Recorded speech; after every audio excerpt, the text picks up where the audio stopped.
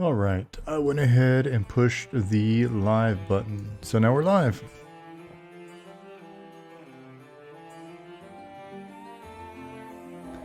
If you're watching this on YouTube, welcome.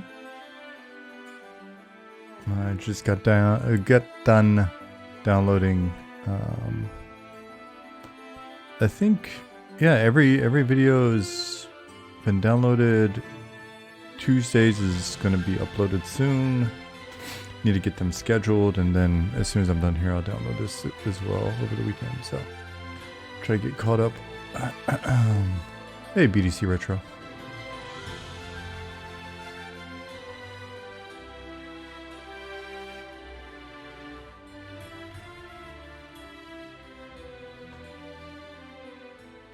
Hey, Pattis.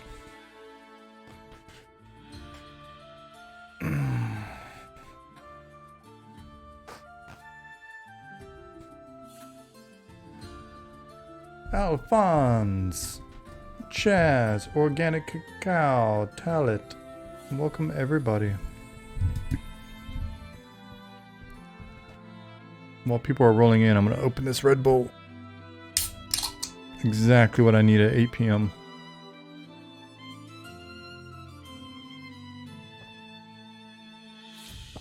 But hey, it's Friday. Live a little.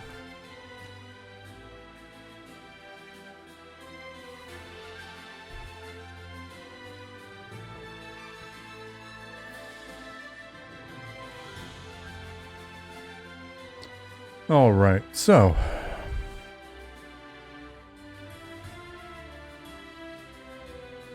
yeah, Red Bull me may show up. I'm beat. It's been a long week.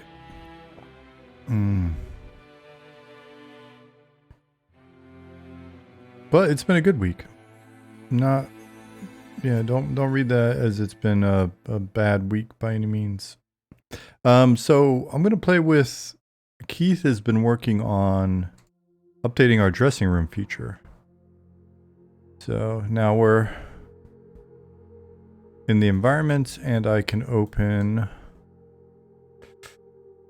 the actual dressing room interface. So I'd seen that Keith had been working on it. Good job, Keith. But it was first, aka Brandon, who got me thinking about it earlier today, because he was mentioning a number of improvements and ideas and features and stuff. So, and I realized as I was looking at what he was writing, I realized that I hadn't explored it yet. So, checking it out now. Okay, that's not 100% true. I was poking at it earlier as well.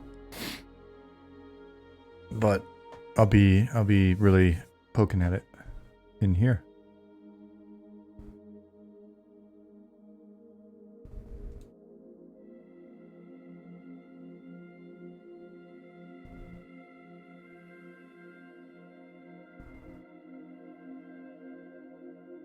Lisava, hello.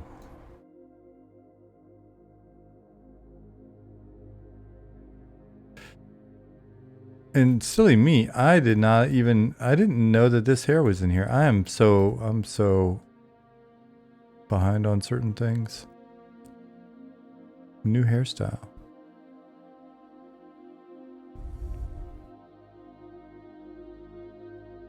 Nice.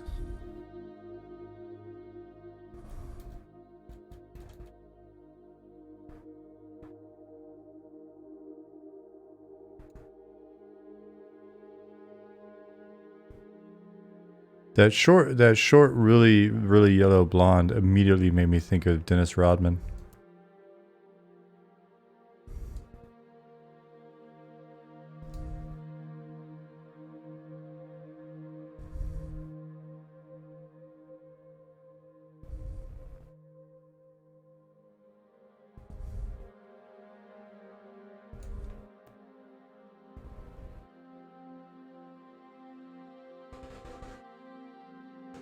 Let me know if you're hearing any street noise in the background. I've got a window open in the office next door. Can you hear me breathing, Alphonse? Oh shit. Sorry about that. You couldn't hear me breathing, could you? How's the music level? I know this song's a bit quiet, but... What's up, Dark Inside? It was your birthday yesterday. Happy birthday. One day belated. I forgot, how old are you now?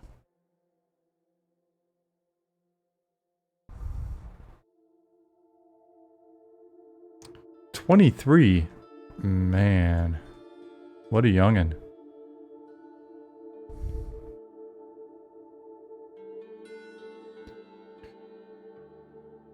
I am over twice your age.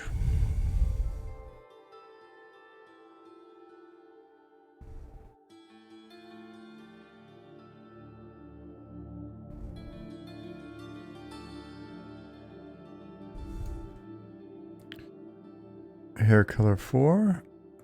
Beard color.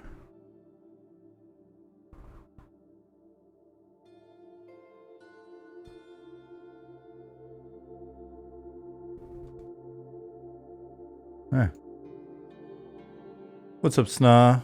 Unchained, hello.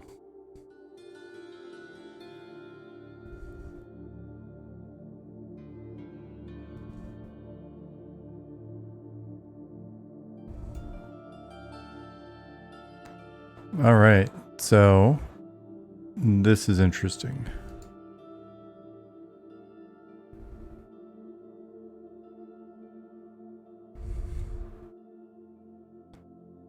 Randomized equipment.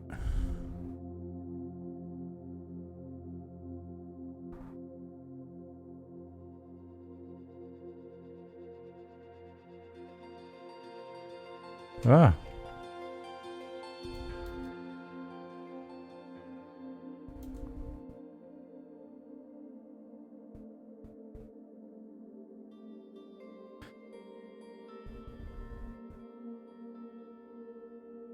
Let's see. Chest, head, shoulder, cape, backpack, left sleeve, left hand holding.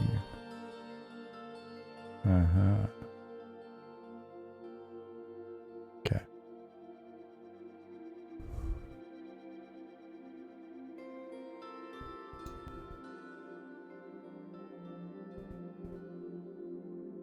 And randomize equipment again.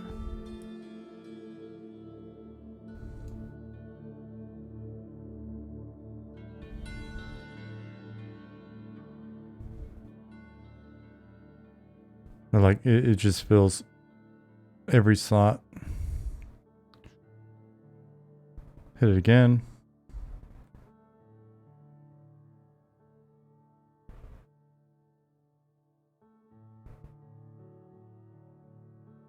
Well, this is an interesting outfit. It's like he's got biker shorts on and a belly shirt.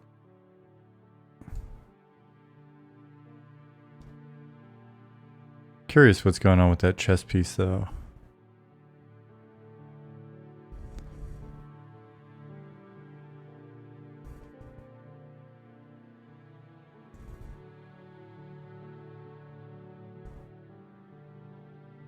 Oh, it's just, it looks like it's just pulling something.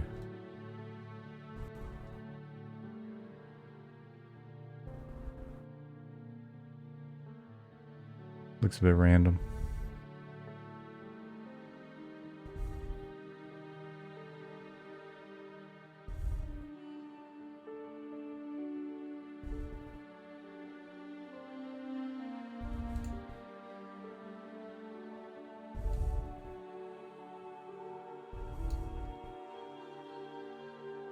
Lerp.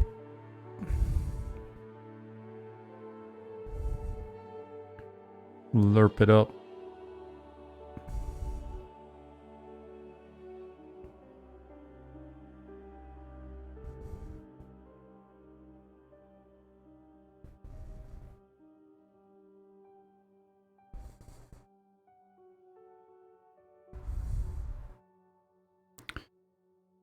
Go down and randomize again.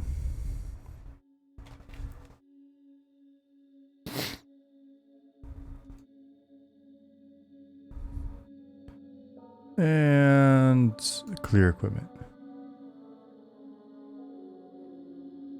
The models look like one of those guys that rolls neat on all the gear in a group and that has to carry them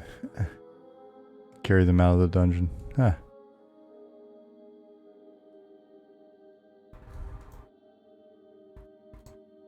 So let's see.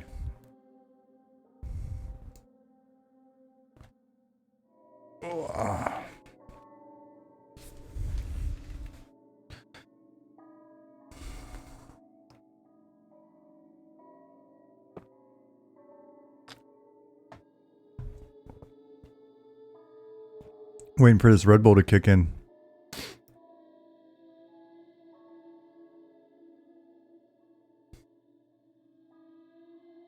What's up, Belfaster?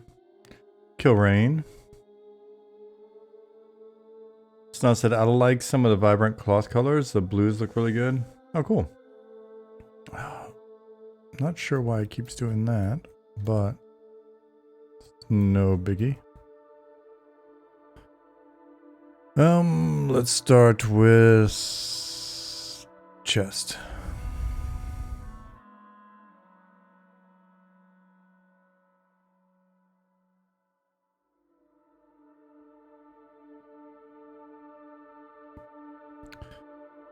Now I'm curious if this save item DB string is just basically copy to clipboard.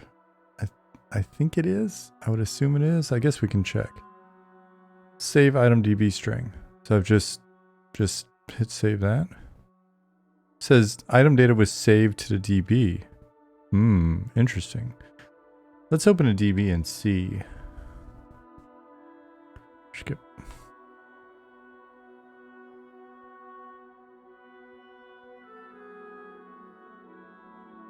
What we'll do is we'll experiment with this robe, but we'll put it back. Excuse me. Did you check out BattleBit yet? It's like Minecraft/Legos meets Battlefield 1942 set in modern times. Very great, very fresh example of gameplay over modern graphics.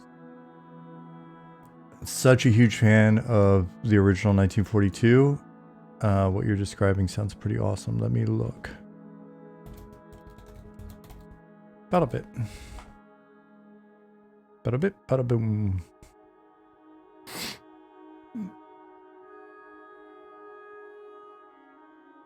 BattleBit Remastered on Steam.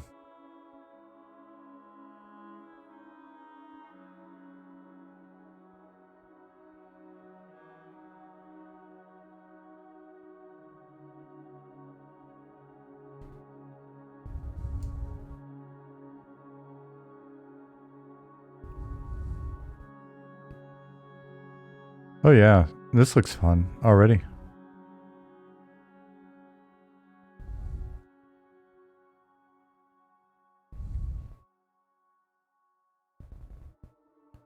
Grappling hook. Hey, Zukin.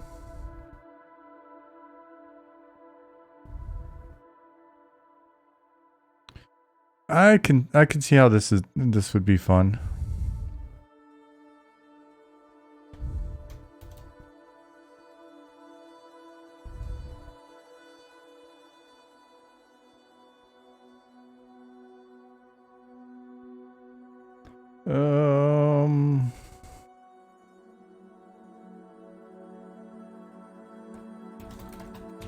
As mentioned in chat.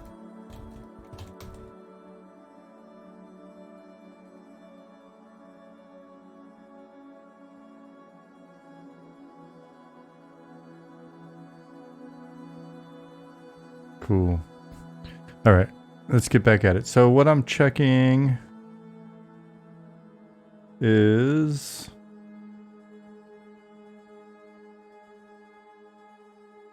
looking at the items. Hey, Peeler.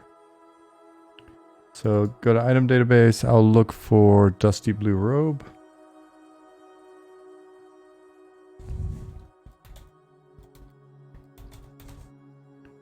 Dusty blue robe. Okay, cool. So here it is in the item DB.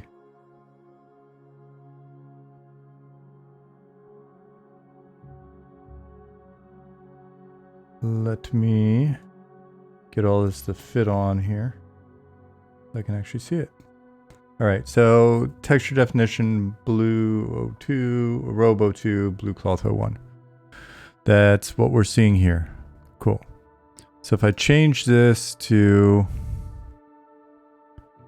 don't let me forget to change it back.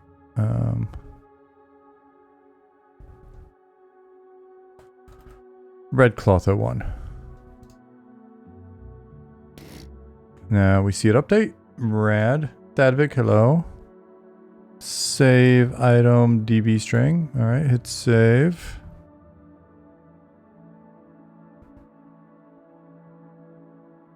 Yeah? Why did it change colors like that? And refresh in the DB.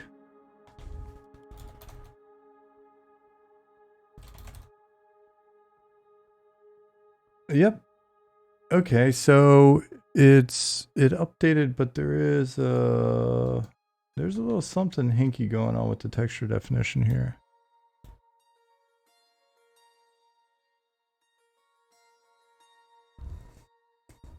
So let me take a little screenshot of that. And I'll send that over to Keith.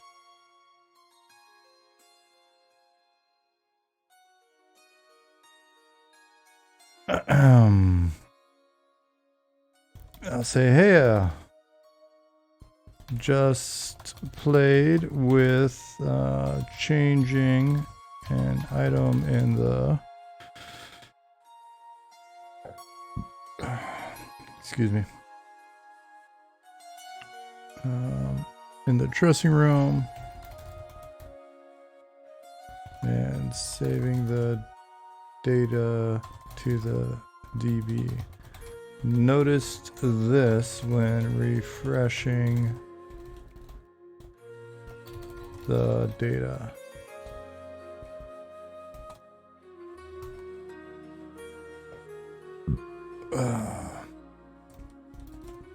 Two colons on the end.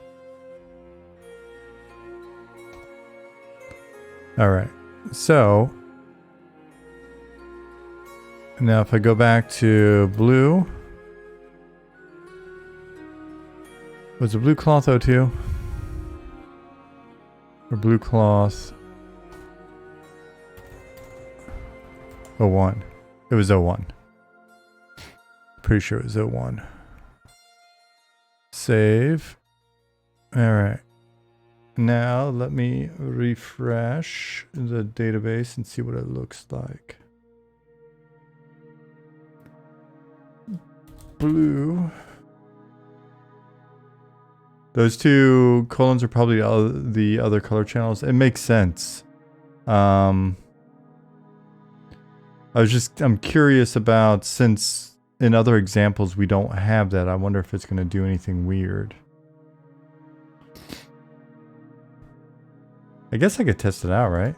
I could leave here, hop in game, load the data. But I mean, I'm assuming that this is the same data that I'd be seeing in game, right? So if are you sure you want to reset this item to the current database data? Yeah, sure, why not? What's the worst that can happen?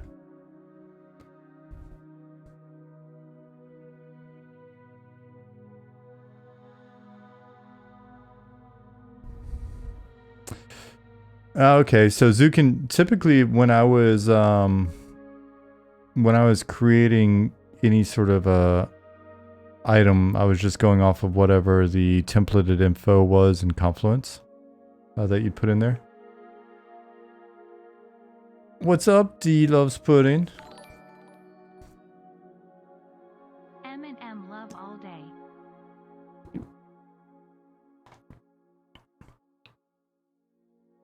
Thank you for 14 months and more. How is your Friday going so far?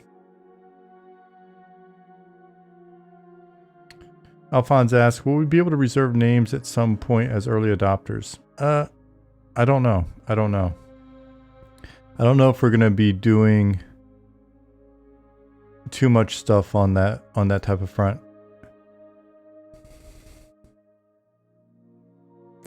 Zukin said there are 3 channels always, I think, just we don't use them on every item. Oh, I guess that makes sense. So basically this is just baking out data in its proper form, but it doesn't impact anything if there's nothing there.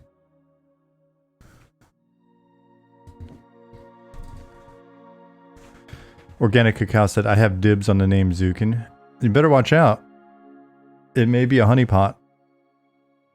It may be a trap. Everybody that tries to steal Zukin's name, we're gonna have all of you. Then we're gonna do something mean to you for trying to be mean.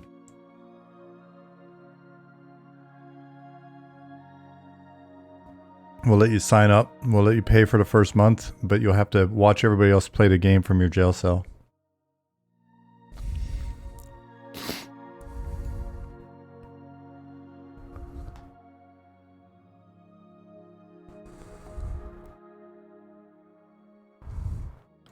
All right, cool.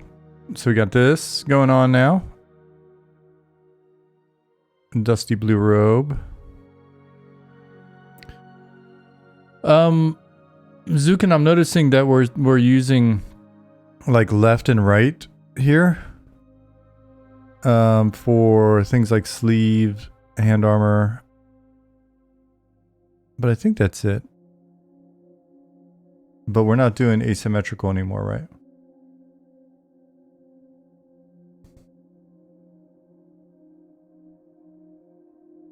More. Okay, cool.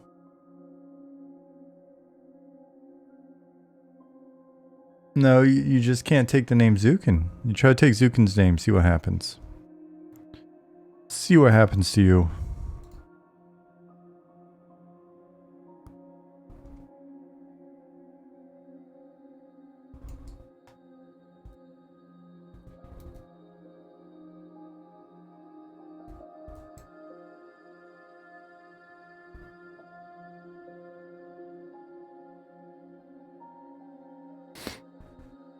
Be a hilarious thing to work into the game? What, Zukin's cult? Zukin's cult, serious business. It would not be hilarious at all. Weights on your die roll?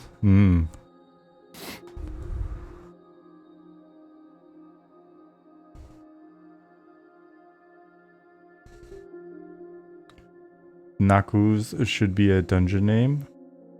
Or something, right? Work in some anagrams and other stuff of our GM names. Fair enough.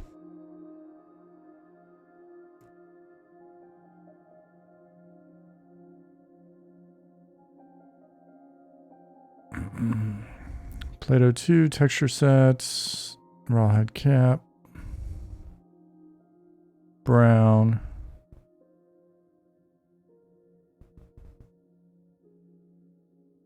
Go with black cloth.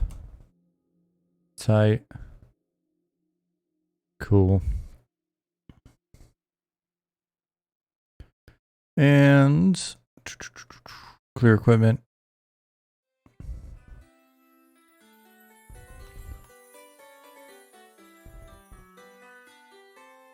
Gotta watch out though, if we're loading random equipment in here, there's probably some spoilers.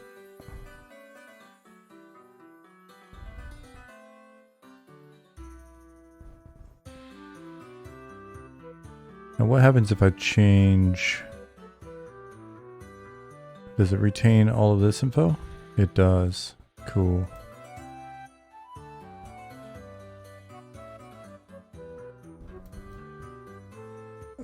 Dual wielding shields. He's very tanky. He's very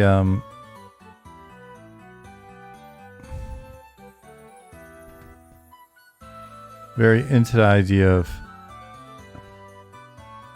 block and bash.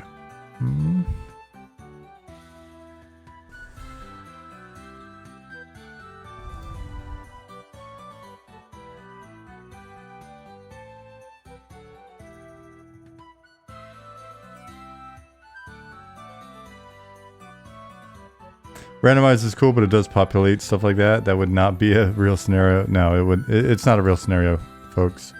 Oh my gosh, what happened? It's not for real.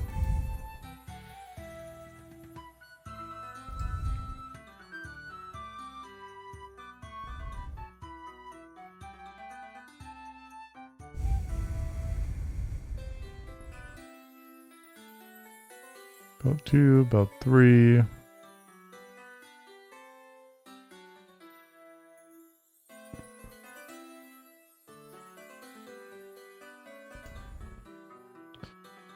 Can I clear this? Is there a null?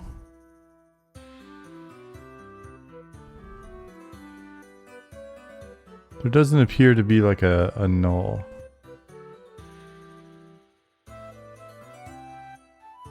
Hey, Quixana. Yeah, Alphonse, what Zukin said.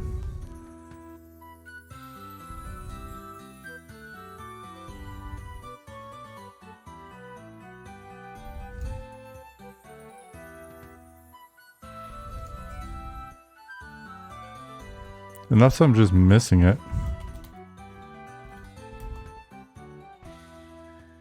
Nope.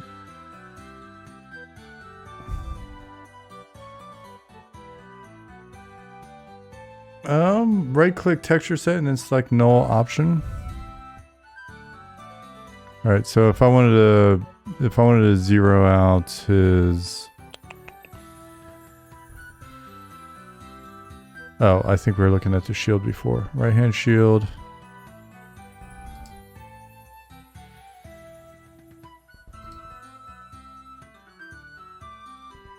Okay.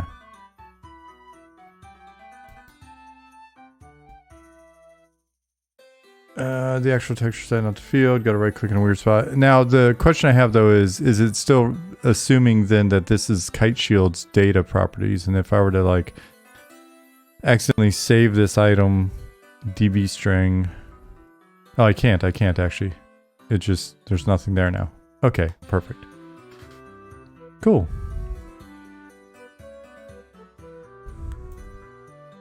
Cool, yeah, this is, I mean, it's way handier looking than when we were first trying to implement this stuff, so. So overall, good stuff.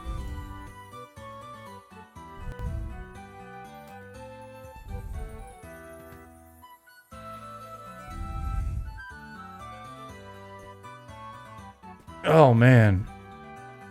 So I've got the Red Bull. It's mostly consumed. I don't know that my energy levels are gonna peak unless you guys wind up saying something really interesting and random in here and get me on a tear.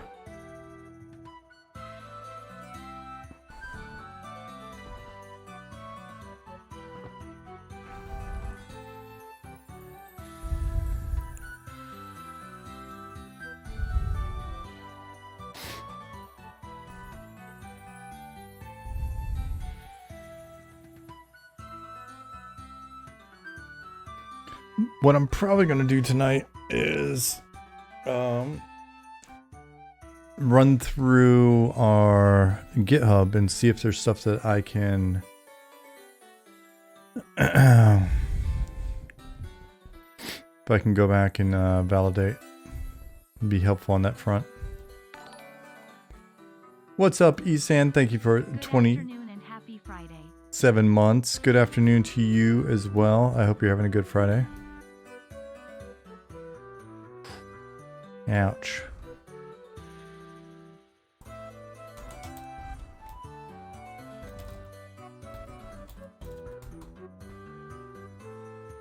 Oh man. I think there's something with the way that I've been sitting in this chair that's it's screwing with my left arm a little bit. Will the deep races have better night vision like the dark elves and EQ? You will have to wait and see.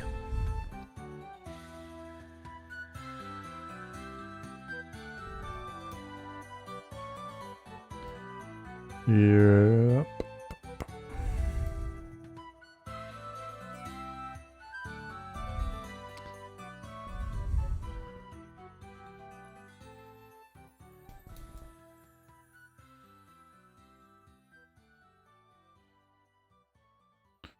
Run up here really quick.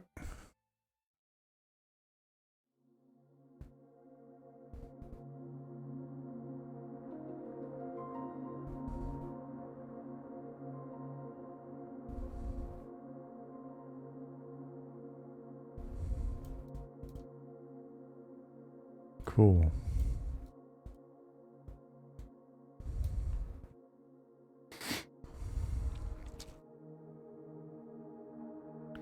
And let's see. Let's run over to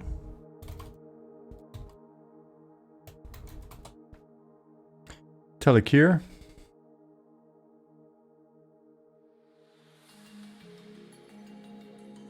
While that's loading, I will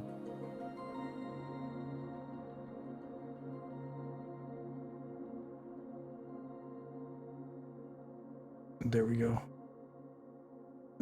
Dig into our GitHub and look and see what we've got.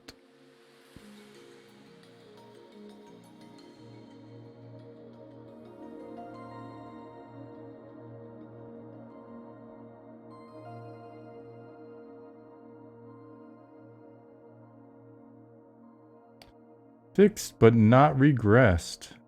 Man, there's a bunch of them in here. Let's see if there's any that I can grab. Oops. Invulnerable, aggro off. Time set 7 a.m.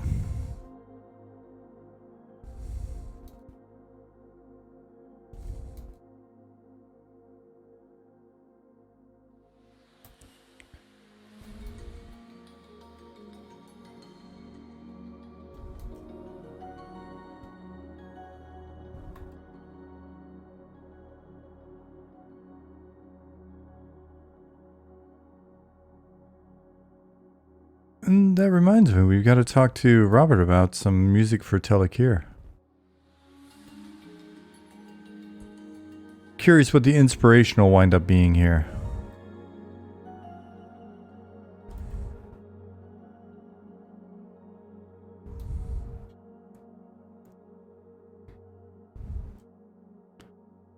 Need to get Robert on. Because on Tuesday, the suggestion was made that we get him on here to sort of talk about his background and approach and inspiration and all that. And it sounds like he's down, so we'll just have to find a day when I'm streaming and he's available.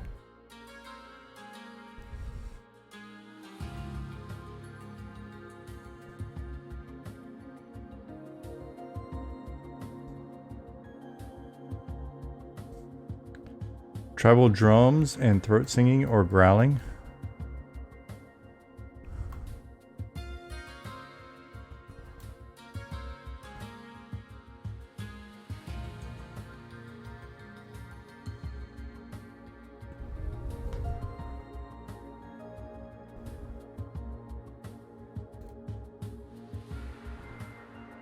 Yeah, I'll be very curious.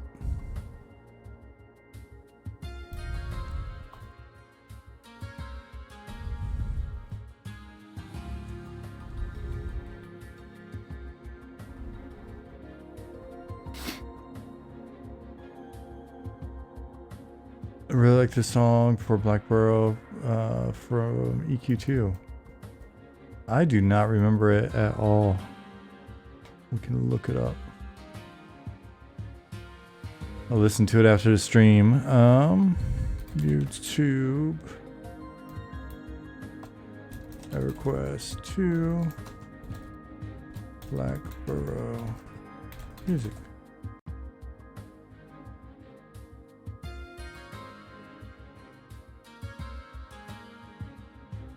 Cool. Australian didgeridoo music always had a cryptic, exotic vibe. It's very distinct.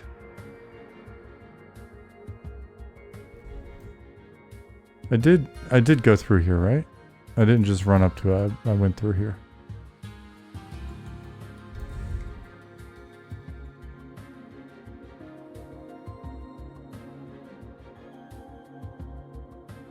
Yeah, okay. That's where I came from.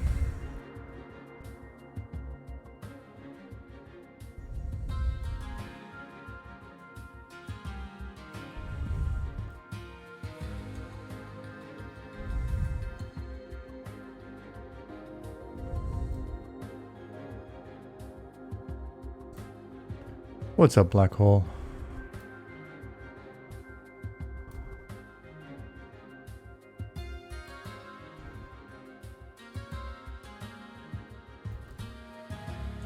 Wasn't that an old, like, Disney sci-fi movie? The Black Hole?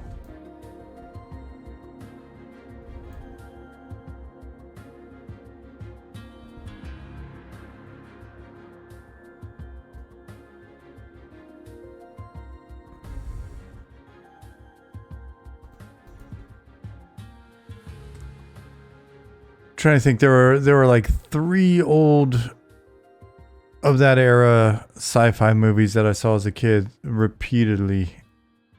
The Black Hole, Silent Runnings? Silent Running? Oh no. Oh, not counting like Star Trek and Star Wars. Sorry, I was just thinking of like random. Flight of the Navigator, definitely movie watched a bunch, but to me that didn't feel as much like a space movie as it did kind of like a Last Starfighter kind of kids get to mess with space stuff kind of movie. So it was, what was it? Was it Silent Running? No. Silent Running? Oh, Logan's Run, but again, not a space movie. Silent Running, 1972 American environmental themed science fiction film with Bruce Dern.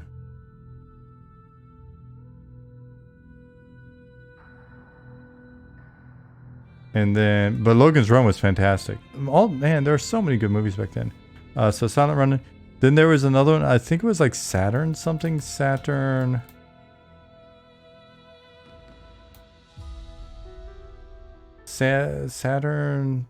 3 movie? Yeah, Saturn 3 movie.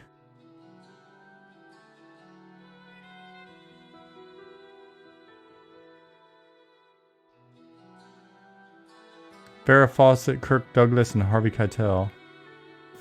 Outland was really good.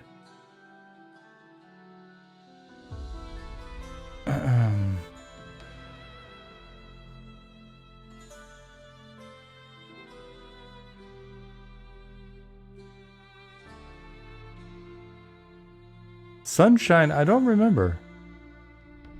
Sunshine. Space movie.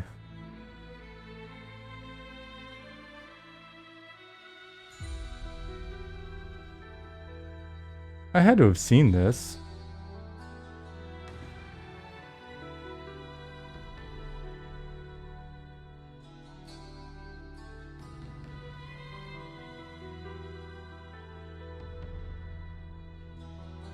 Wow, everybody's loving Sunshine. Maybe I need to watch it again just in case I've forgotten it or something.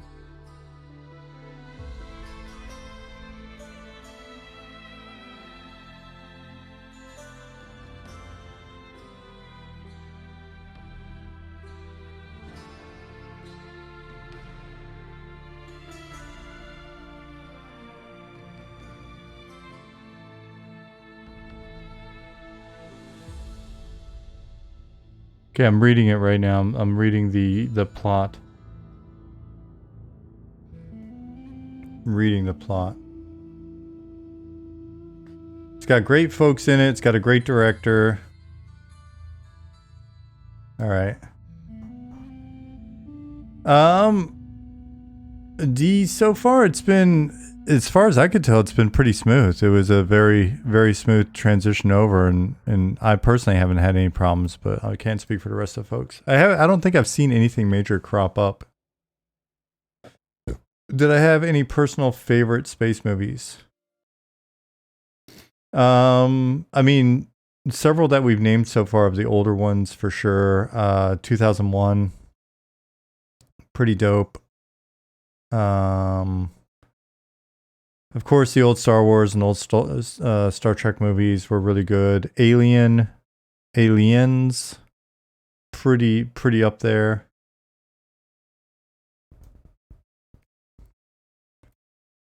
Apollo 13, it was like, for me, it was like good once.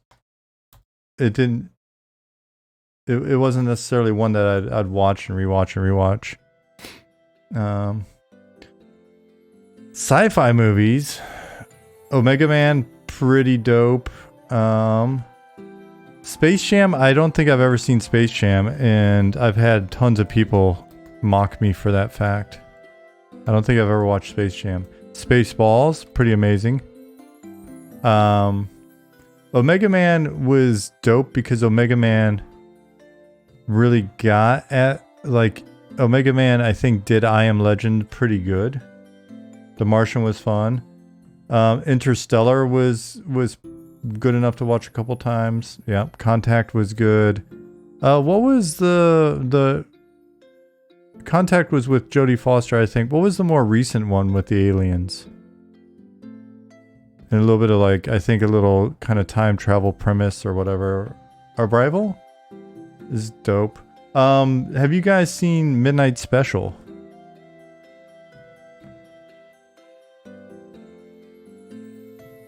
Space Jam soundtrack was the first CD you ever owned. Oh, that's awesome. Yes, and this is new grass. A new grass texture in here. Salacious.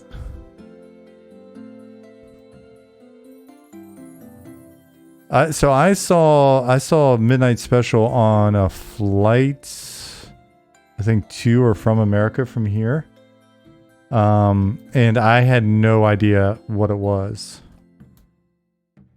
And so going into that movie cold was really nice. The entire Battlestar Galactica series, old and new.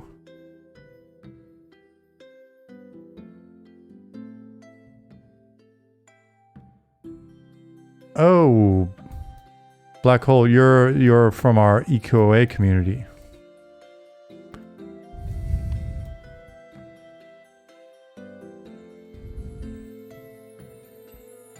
I probably already knew that, and I've just spaced on it. Get the pun?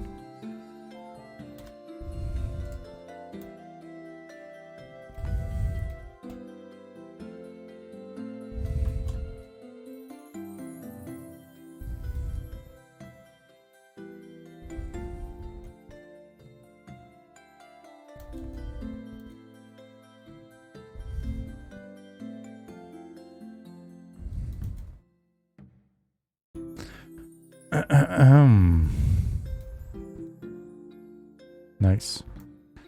Nice. I like ladders.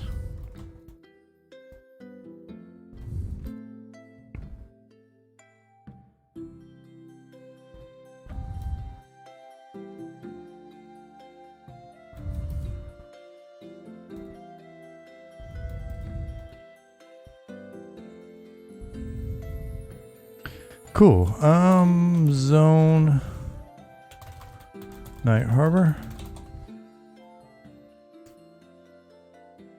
Can't have ladders without chutes or snakes.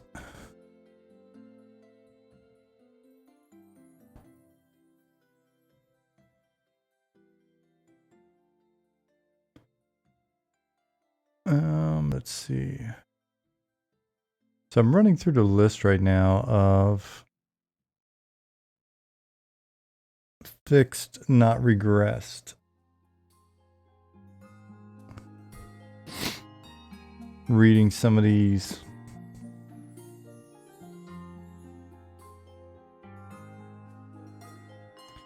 Is there anyone else in here with me? Annihilation. Have I seen that one? So that we're not just immediately abandoning the movie thing. Annihilation movie.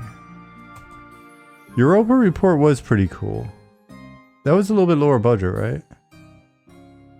Annihilation is a 2018 science fiction psychological horror. Oh, that reminds me, whoever said Event Horizon earlier. Yeah, I've seen Event Horizon a decent handful of times. The first time I watched it, man, I had to have been a fair bit younger, and I was like, whoa, my gosh. Annihilation is my fiance's favorite book / movie. Oh, you know, was it the three body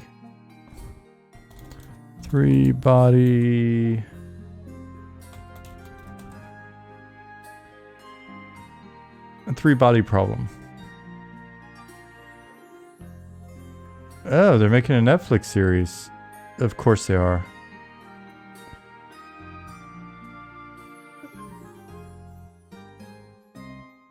A three body problem. I think I saw a dubbed version of the first movie. Fifth Element, definitely on the list. Fire in the Sky, definitely scary. Moon with Sam Rockwell was good for sure. Let me go back to Annihilation, because oh, I remember this. Okay, so... Okay.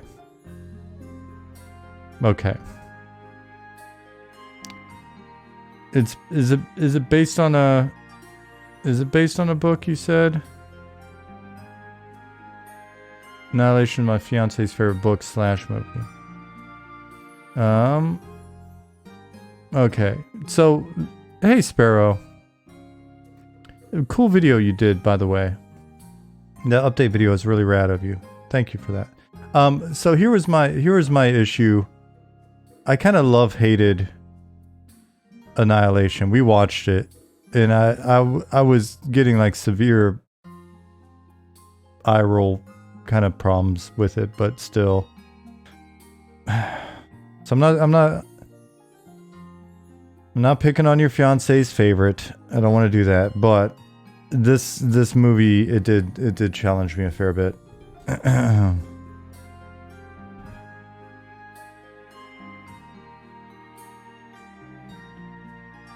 Because they had like Natalie Portman was kind of, I think they're trying to make her a little too tough for, she can't pull it off. She just couldn't pull it off. Yeah, so the parts that I liked about the movie make me think that I would probably enjoy the book. Like, I think this movie could have been done in a way that was just better. And, I mean, Alex Garland, director, The Beach, 28 Days Later, screenplay, Sunshine. So it looks like Alex Garland, Danny Boyle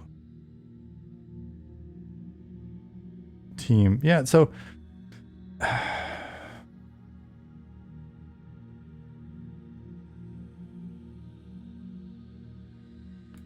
but I was challenged by the movie.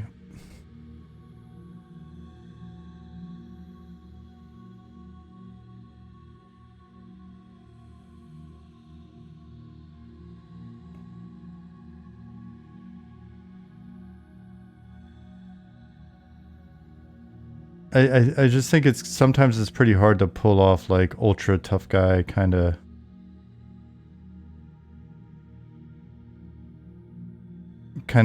you know, the shtick in movies with certain actors. But yeah.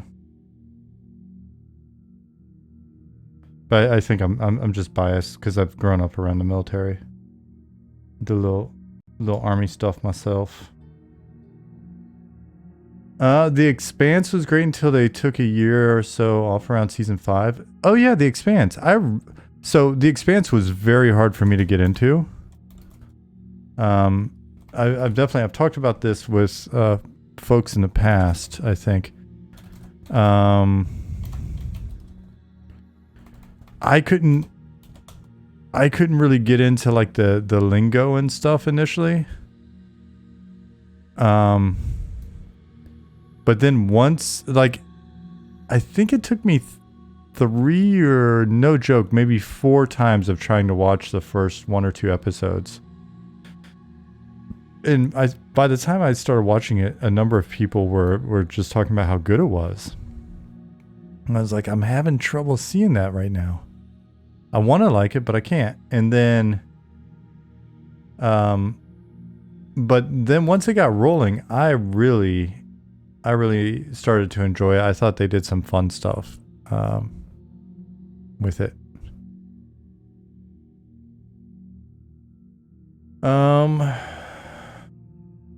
Did we miss anything on the old movie front?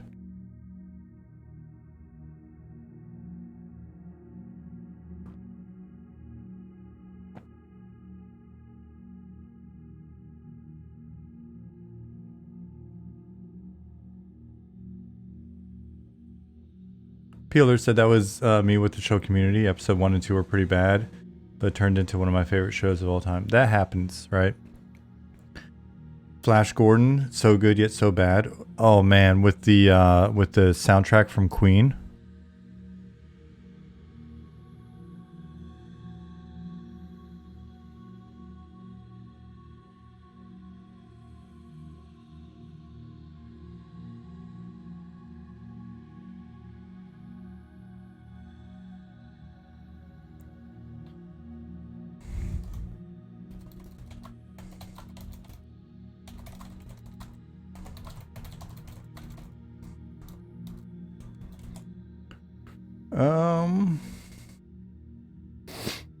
Enemy Mine. Oh man, I had to have seen that a million times. Was sad like every single time I watched it.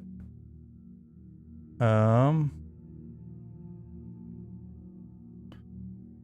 with Deadwood. That hits you in the face in the first 5 minutes and you're on your way. Not space at all, but one of my favorite shows of all time. Yeah, Deadwood is a series that I've watched.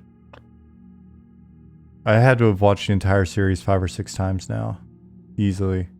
It sucks it's so short, and then the movie really didn't wrap things up very nice. But Enemy Mine, that was back when Louis Gossett Jr. was kind of really in a lot of stuff. It was like Enemy Mine, Iron Eagle.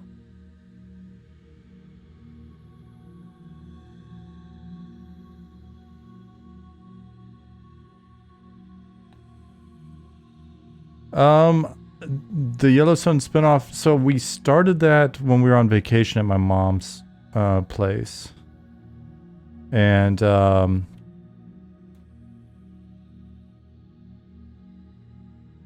was, I don't know the Nick. Basically, if you guys are here watching the stream, or if you're watching it on YouTube, basically. Today's stream is just going to be about remembering movies and TV shows that I want to basically make a big list of, so that when the weather gets better, when the weather gets worse, not better, I'll have a nice list of stuff for us to dig through. The Nick Show. What's this about? Oh my gosh.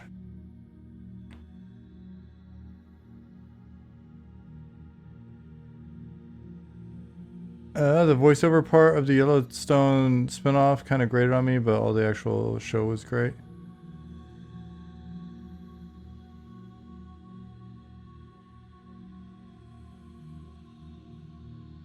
Yeah, so we started 1883, I think.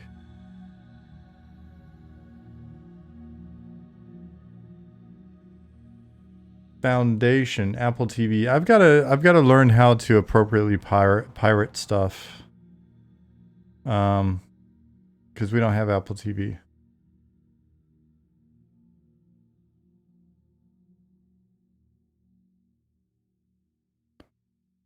So the Nick.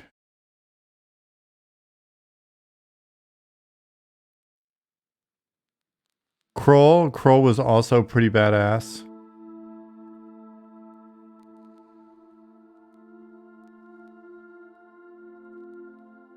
But what are you saying? Somebody else has mentioned this recently, I think.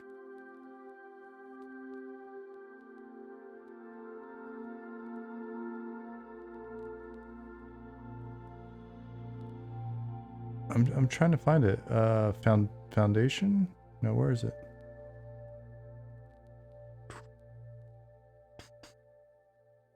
Foundation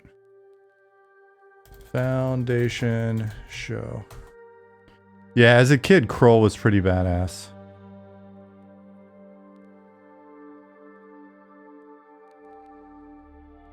We'd rent videos from Inga's video store when I lived in Germany, and we had basically, when we had first gotten our VHS machine, and my parents were always going out and doing stuff and leave me home alone. And so we would just rent like a stack of movies, and I just grew up watching the same, like, completely inappropriate for my age movies over and over and over. Scaring the shit out of myself while my parents weren't home.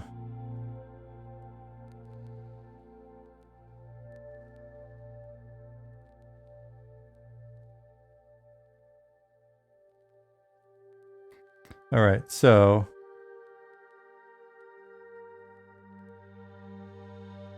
premise: Foundation Chronicles, the 1,000-year saga of the Foundation, a band of exiles who discover that the only way to save the Galactic Empire from destruction is to defy it. Interesting. So, second season begins next month, and third season's already started filming. Ah, the life of neglected Gen Xers. Exactly. And it sucked because the house that we lived in Germany, the living room and like this weird catch-all / bar room that my parents had were on one side of this big hallway, and then on the other side of then the rest of the apartment was on the other side of that hallway, like the kitchen and stuff. So if I needed to get a drink, I would have to go from my nice snuggled up spot where I'm like watching movies in the living room, or if I had to pee, I'd either have to go. There was one kind of up one flight of stairs, like just a toilet in the stairwell. Odd. I mean, it had a door and stuff. Or I'd have to go into the main apartment as well. So drinks and bathroom, I'd have to go across this scary ass hallway. Man. And when you're left alone with movies like was it Sword and Sorcerer, or just all sorts of stuff that just sketched the hell out of me. Dashing across that hallway was definitely something.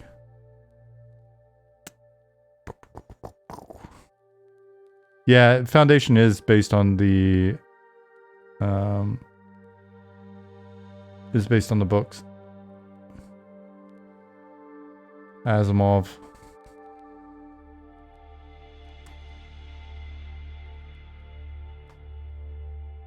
What's up, Naris? How you been? What's up, Ventali? Alright, so back to work. Auto split money. Anyone in here? Nope. So I can't test that one. When first is around, maybe he'll have somebody that can test it with him. I'm cribbing off of his bugs right now. Mud action feature checks players for buffs. I thought we just checked that the other day.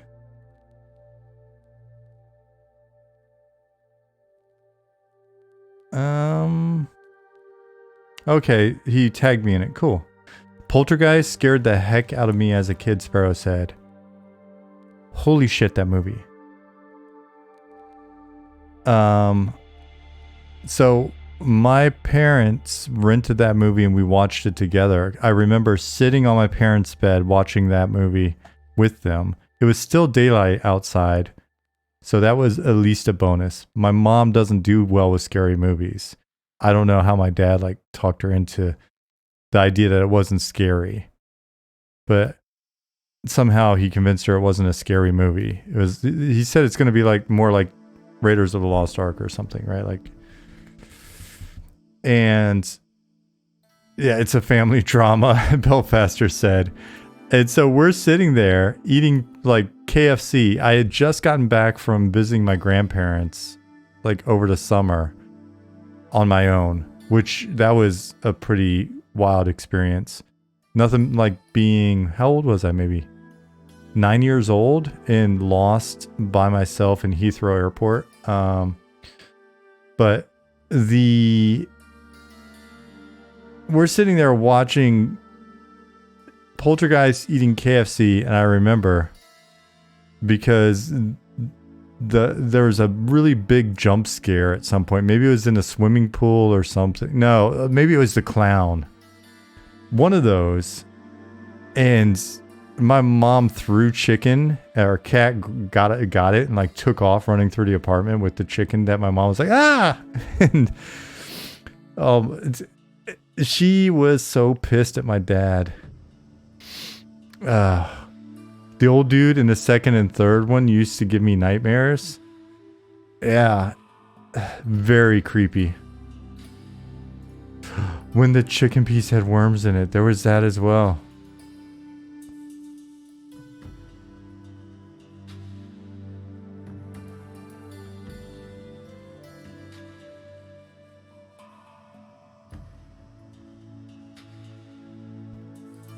Phantasm was extremely sketchy. Oh my gosh. I don't know why we're talking about. I'm not going to be able to sleep tonight. I've stopped watching all scary movies. Oh my god.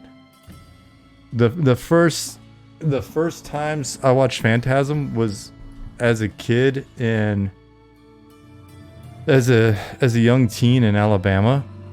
And we probably watched it at one of my friends' houses and I had to walk back in the dark. I'm not gonna lie to you, I was scared.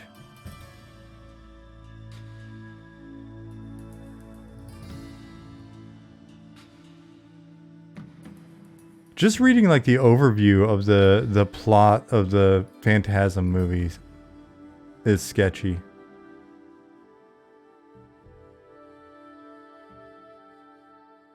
Oh my gosh, Phantasm.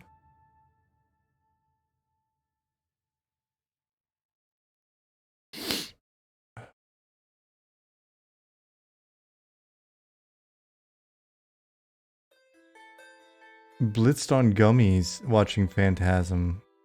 Mm-mm. Oh. Oh. Why would you do that?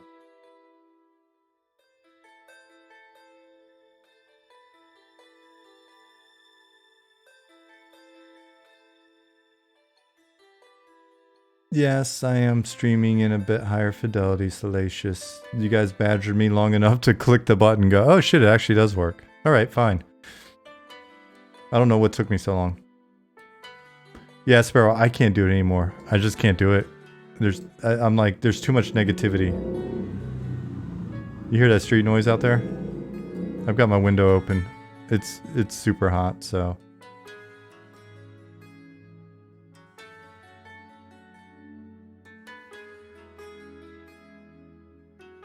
Herb Emoji, is your name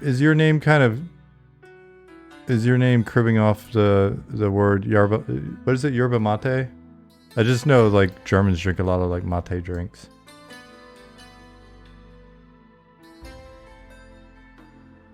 Zukin said I never could. I was a scaredy cat. I was a scaredy cat as well. Not just the herb emoji. Okay, fair enough. I'm not gonna lie to you. I watched them, but man, it's no wonder that like half the places I lived I thought were haunted. It was just me watching too much weird negative shit.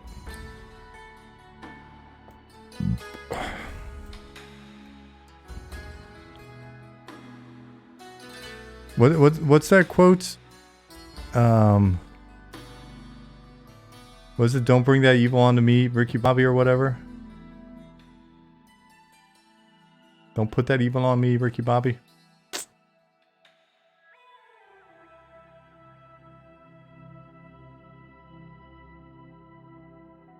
Shaun of the Dead, which is billed as a comedy, freaked you out? It was a comedy though. That wasn't too bad. Zukin. Well, I mean, if it was bad for you, it's bad. I don't want to. I'm not trying to diminish your experience. So, Herb says, "Oh man, I watched The Ring at a friend's house, then walked back in the dark. Not scary at all, but to walk back, let my mind race."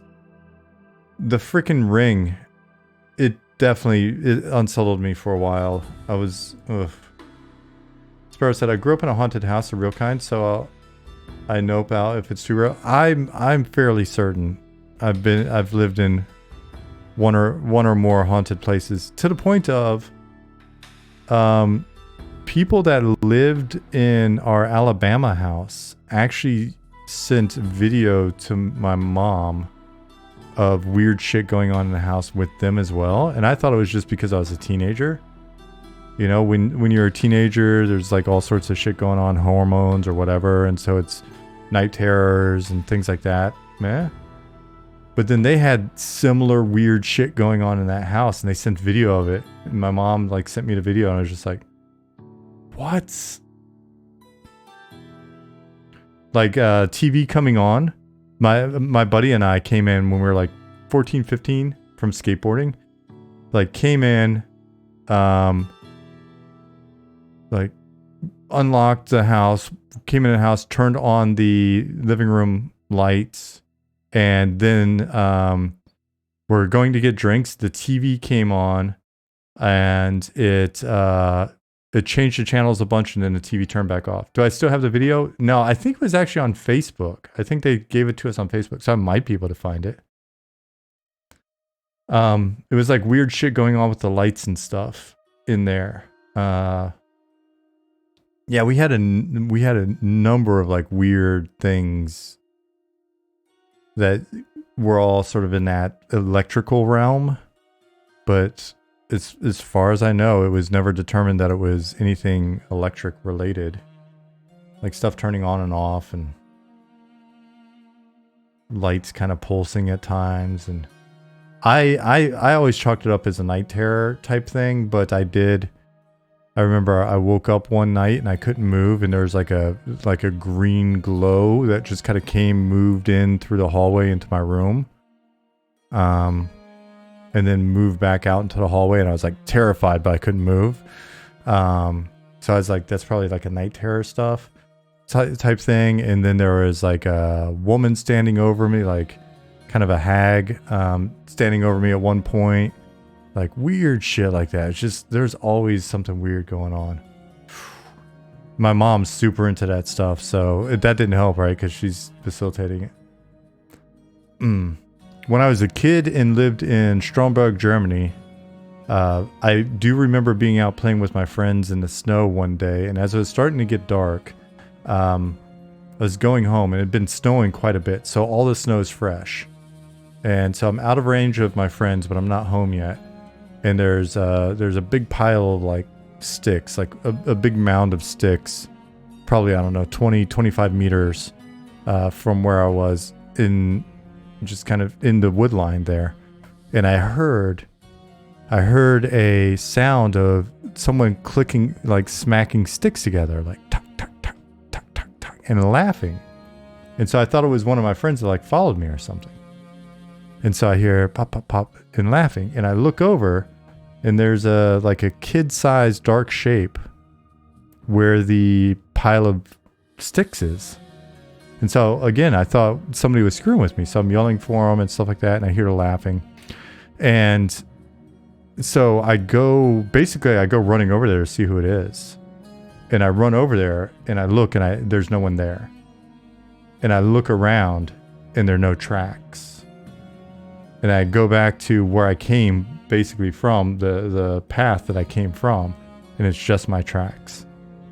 And I pieced out as fast as my little legs could humanly take me all the way back home. Freaked me out.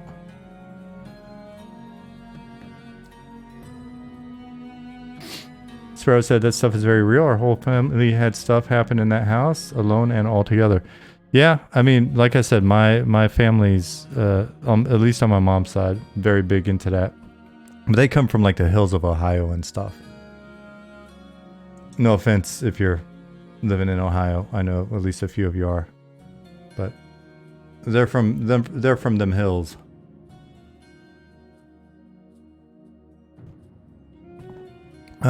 All right, so I'm gonna title this video when it goes on YouTube. I'll just title this movie and TV show recommendations and ghost stories. I'm just gonna be honest about what's going on today. It's Friday. I've had a bag of candy and a Red Bull. I think they're starting to kick in. I do like the topic.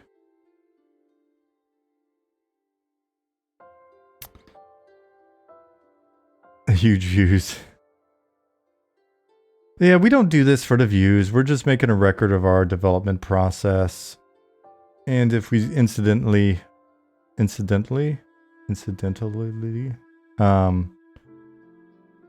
some people find us organically, then cool. It'd be nice. I need to look back into what we need to do to get YouTube to actually have our game on there so that we can stop being called every other MMO in our videos. Pretty new to Eminem. Seen a couple of Zukin streams, but that's it. What are you doing other than spooking us with ghost stories? That's about it. That's what I do here. That's my job.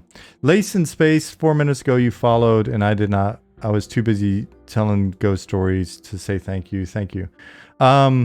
So what I'm doing right now is actually going to be looking at a bit of functionality that went in and seeing if it works so that I can close out this issue that we have here in GitHub.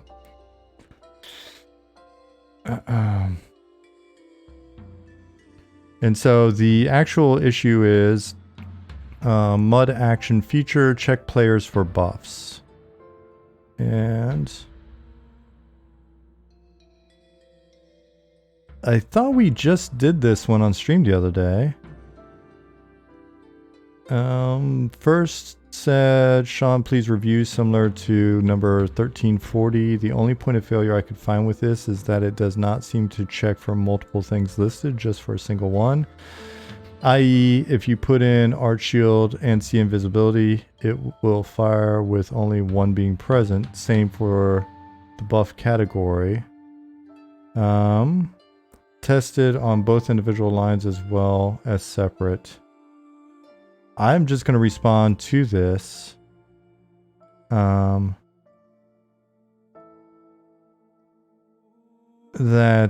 I'm fairly certain we didn't account for this.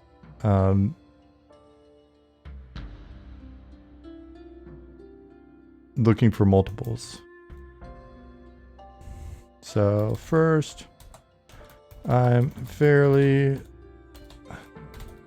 certain this doesn't account or doesn't take multiple buffs into consideration. At least I didn't have that in mind when making the initial request.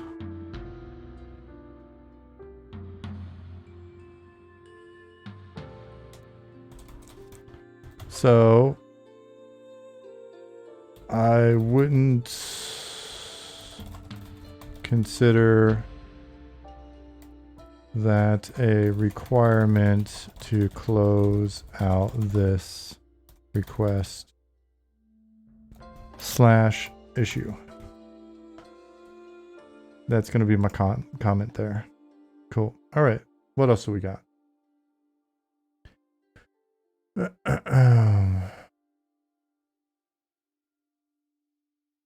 Chocolate said, I'm from Michigan too. Ever heard of the Lake Michigan Triangle? It's like our very own Bermuda Triangle. It's pretty cool to read about. A lot of 401 cases in the woods by that location too, including UFOs spotted over Lake Michigan.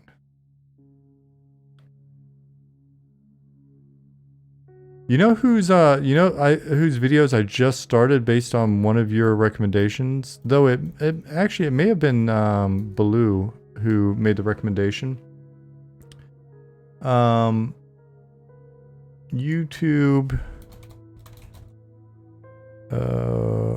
WTF, I think. UFO.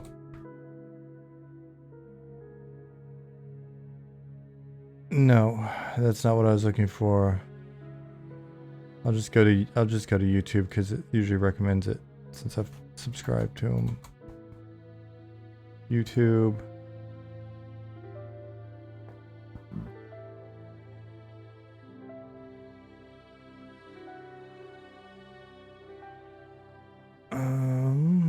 Okay, the Y files.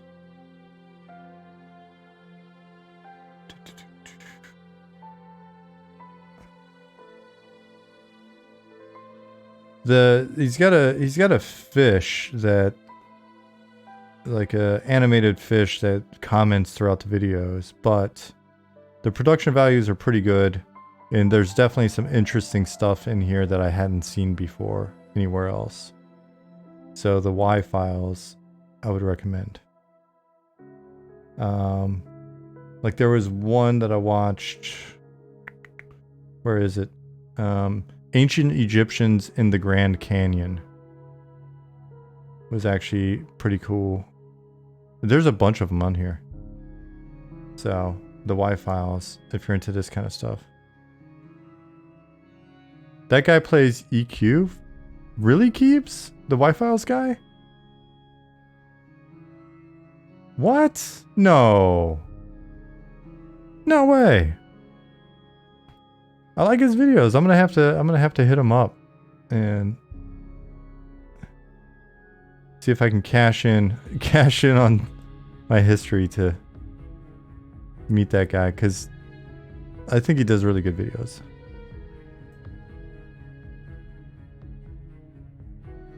That's wild, man. There's so many cool looking ones. It's just for me, if I can find the time to actually catch them.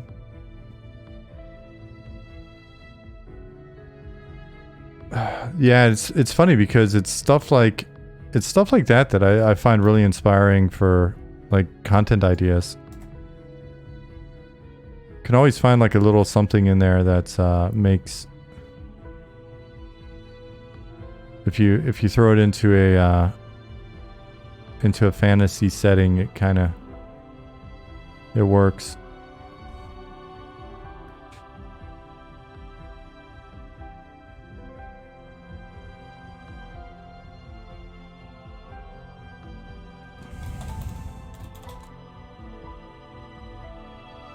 Dark 5 is another similar channel I should check out. Hold on, and I'll type it in so I don't lose it.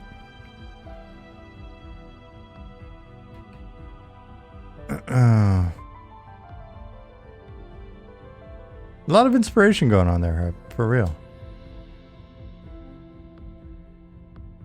So Herb, having watched Zukin's videos, have you seen were the videos where he is running around the world, or when he is working on characters and stuff, or have you seen the world a bit?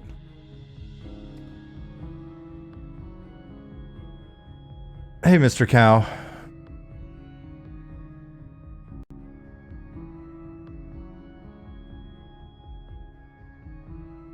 All right, so what else we got?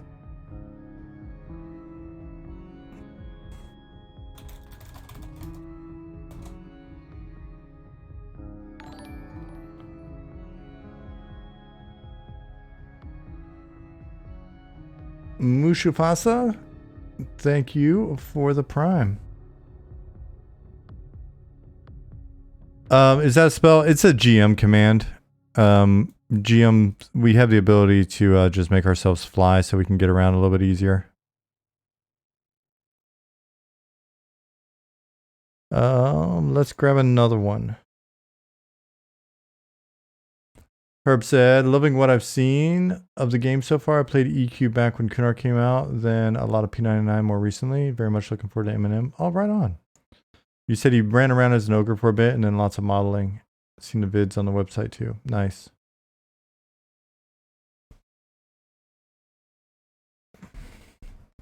Yeah, sometimes I feel bad because if you watch Pattis or you watch Zukin or Goblin, you'll see actual like cool productivity. And a lot of times I'll get in here and start bullshitting with you guys, and then next thing you know, the night's over. Then we mainly just talked about ghost stories and stuff.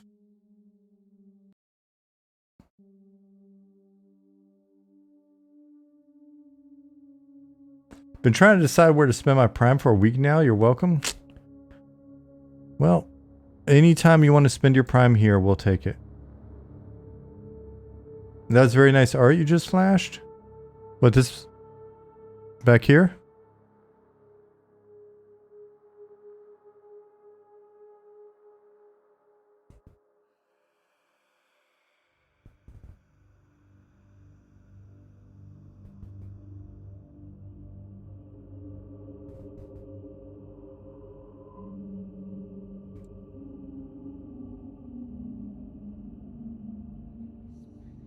Let's see.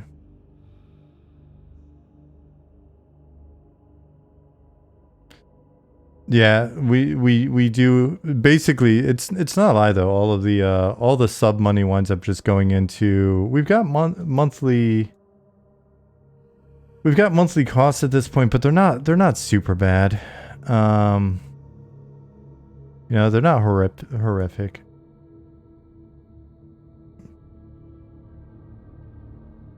So the sub money does wind up basically, it just goes straight into PayPal, which then goes straight back out to like Slack, you know, or MailChimp or one of our other things. Ogre models so big, require so much money. It's true. It's true. Yeah, I mean we've got relatively low overhead costs at the moment. Right, because folks are volunteering their time, but different software that we use, we've got to pay for, and you know, a few services and stuff. So, and that'll continue to evolve as we're doing playtests and. Brid's Math, thank you for the prime. So yeah, folks should never, ever feel obligated to like sub or donate or anything like that. You know, we've said that we're not looking to take folks' money until we've got something for you to play. But when you do, we do appreciate those of us that are streaming. We do appreciate it, and then, like I said, cash goes to a good place. Herb said, love the D&D manual aesthetic you have going on so far. Yeah, it's been pretty fun to see that come together. Oh, Sparrow, that's so kind of you. 5 community gift subs. Bitekeeper, Liz Biscuit, Keith, Akamike, and Overloaded 512. Got yourself some subs. Yeah, it's funny. The moon was just, it was a placeholder thing that Ollie put in back in the day, along with the skybox. And he also did the first sand texture, and it's been good to us. Got some group bugs to check, but I'm the only one in here. What else do we got? Cannot disband from party if you were the original leader and they made someone else. Various NPC pet summon issues. I'll leave that one for first. Database transactions for... What's this one?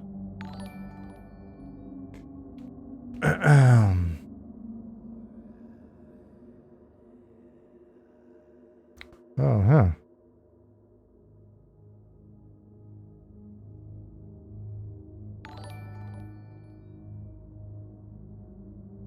Alright, so we'll skip that one as well. Broke MF Club. Thank you for 3 months. It's very kind of you. Keep says, that's what's always had me excited with this endeavor. It's your business model. You're not trying to get rich, just make a dope game and sustain. Yeah, I mean, it really comes down to if we make something that appeals to enough people, then we can do well. Right? But it's such a straightforward business model. It just feels like it allows us to focus on making the best game possible. And hoping that, you know, a big enough base feels that's the case, and then we could be good. Like I said, I mean, I worked on EQ. So I was at Variant/Sony from 2000 to 2011. And during those early EQ years when I was there,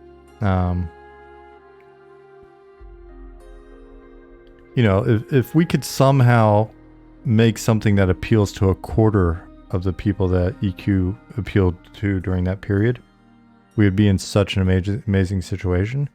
So we're actually looking at it like, hell, we've got a sustainable, really solid business with the team size that we have and everything.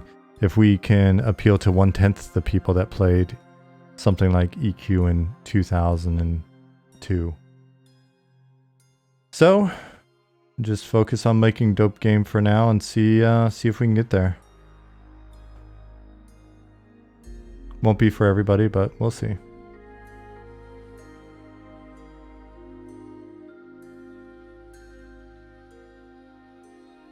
Shifty's got a bunch on her plate. So right below that. Keebs, I know what you meant. But my hands have been on a lot of food products in the past. Ayo Jerry. Thank you for the prime as well. Esan. Thank you for your continued generosity. There you go, Sna. Congrats. You guys are pumping that level 3 hype train right now.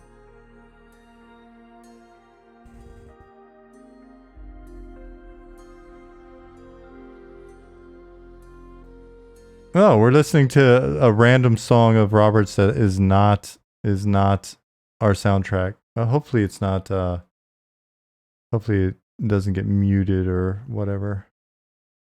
Let's go back to the soundtrack.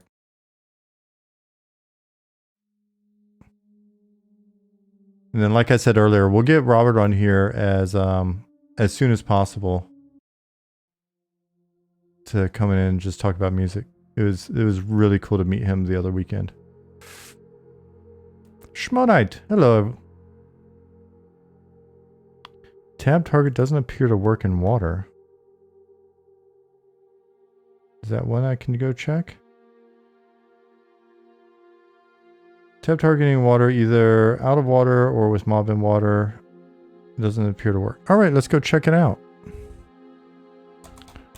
Time set. 6 a.m.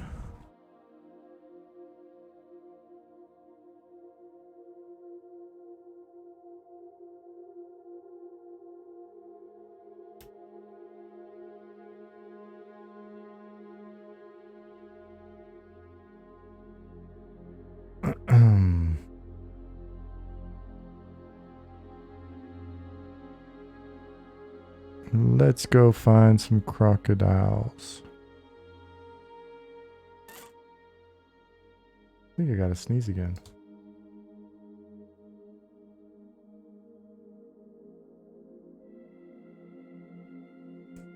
Guess not.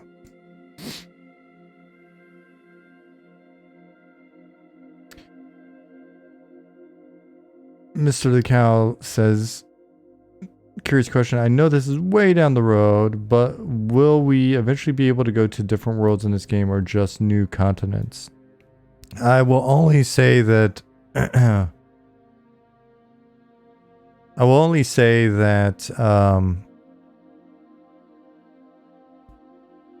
I find a lot of Spelljammer to be pretty cool. At least the aesthetic and some of the aspects of it.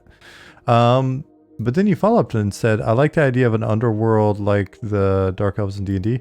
We'll have extensive underworld areas. We've already got one in as a placeholder. I'll pop over there for 1 second in a minute. All right, so tab targeting.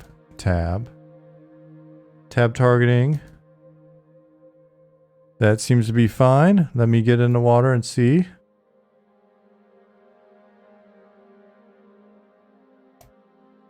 Yeah. Sorry for the frame rate. I'm not sure what's going on with the frame rate. After we upgraded to the new version of Unity, I noticed a bit of a frame rate hit in the editor. I'm playing in the editor right now. But I don't want to say it's that for sure, because when I noticed it, it was having to, I think it was like,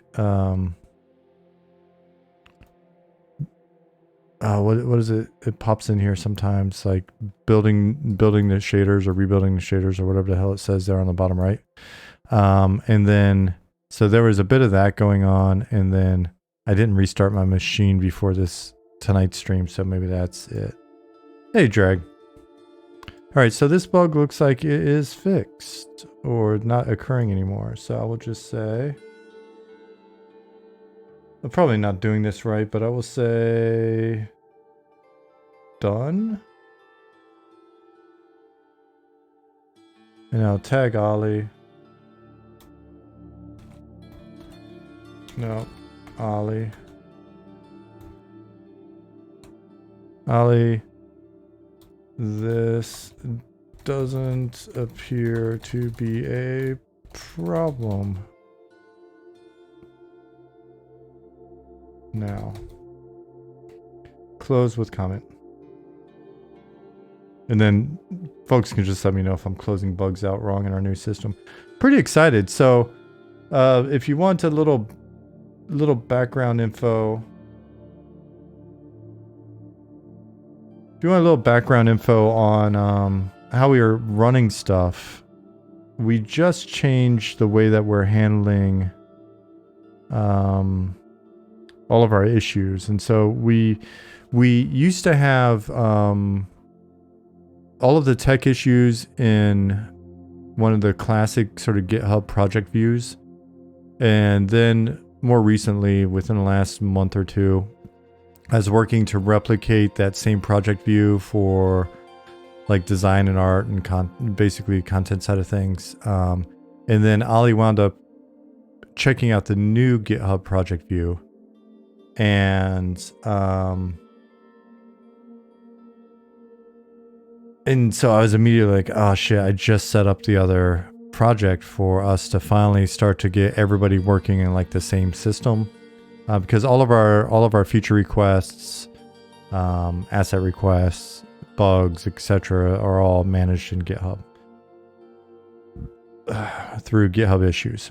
And so, yeah, I gotta admit, I was when he switched to the new project, I was kind of like, oh man, damn. All right, so now things aren't gonna sync. And then Shifty had asked me because the new project we would basically just use labels for everything. So we would have a label for priority. We'd have a label for like what type of feature or bug it was in terms of like, is it a UI issue or is it a quest issue or whatever.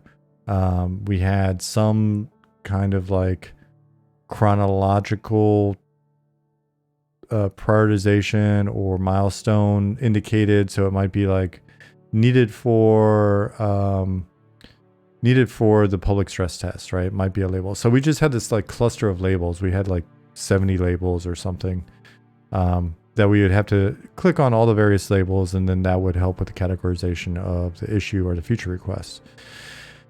And so the way it's set up in the new project view is basically it's got, you know, those are actual categories, and then there's a limited number of options.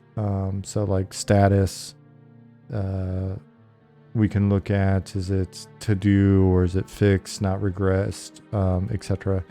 Then we've got, because Ali initially set it up as a tech thing, it's kind of got the categorization in terms of what's it related to feature wise. It's called system, but essentially that's, is it inventory or UI or quests, mod actions, etc. And so these are all just discrete like columns basically that we're looking at. But anyway, I had him show me the new project because I wasn't sure how we were going to sync up to two different project views. And as he was showing it to me, I was just like, hey, can we put all of our shit into one project? Do you think it'll work? Is it going to be too cluttered or whatever? It's like, I don't see why not. And so like an hour later, we got this badass new project management set up for tracking status and requests and all of that. So I'm super excited. It you know, I don't know that it means much to you all. All you folks probably care about for the most part is like end result. What's the end result? Is there a game and is it good? But it's little stuff like that that feels like a nice little, it's kind of like us upping our game in the background a bit. Cause I feel like we've been pretty effective. But I'm thinking as we get more and more used to working within this new project view, it'll make us even more effective. So let's see. Shimon, referencing the previous bug. No, I remember the bug now because it was one that I think came in via like friends and family testing, and it really was like once a mob was down there. See that hatchling that I've got? Process analysis makes the sausage mackin more efficient. Looking forward to more M&M. Sausage mackin sounds very very 90s as well.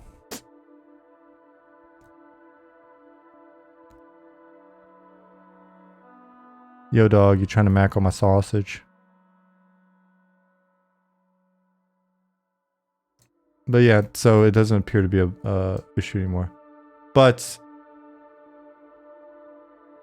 Bullet Catcher, thank you for 13 months. Do appreciate it. How do you get the water to look shallow? It's just part of the shader.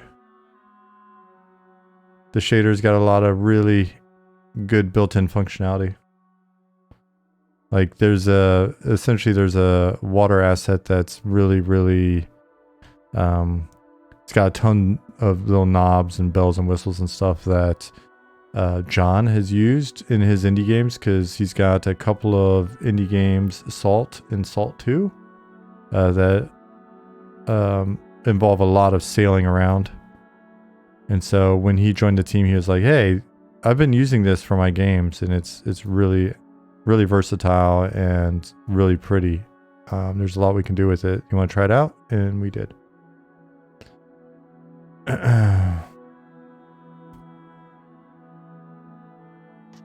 Yep, the salt guy is with us.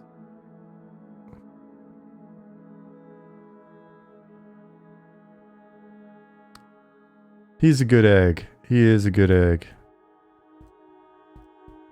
We've been super fortunate with the folks that we've been able to pick up on. It's Crest, Twitch dog.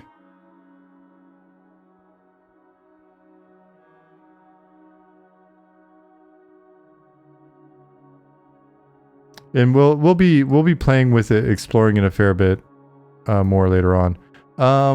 Herb, who was it? No, maybe it was Dreg.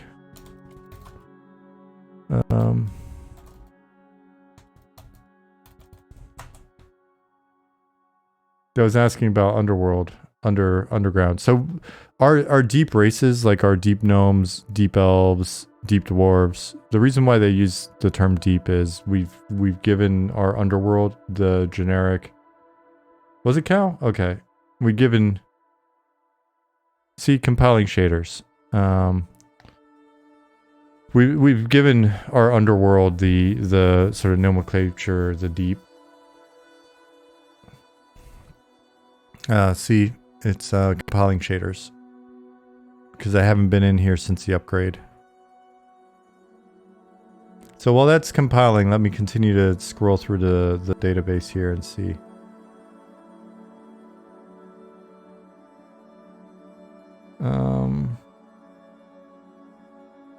A lot of spell stuff that I'm probably not going to screw with. Looks like a lot of things for maybe Nick to check out.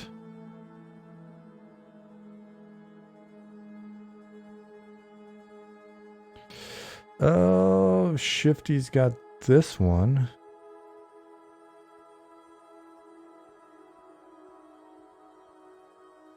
Ah, okay, yep. Don't want to check that one.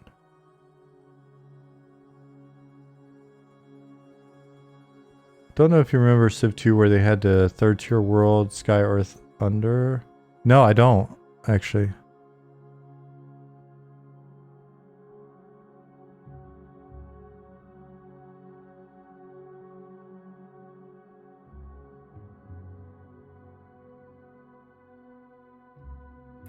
So this is that same water asset, just being used in a different way.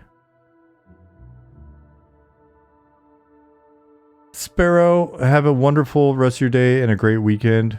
Thank you again. Appreciate the generosity. And once again, love the videos.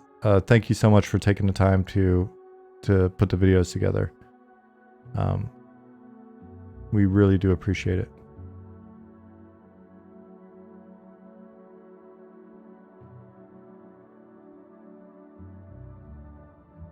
There were caves on Earth that led you underground and mountains that took you to the cloud-based cities. Oh, neat.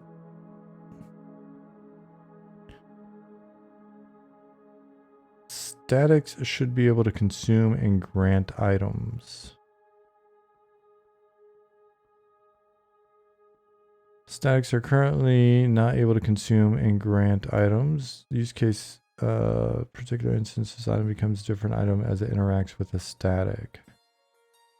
Be curious if we've got the actual, if we've got an example of this set up yet.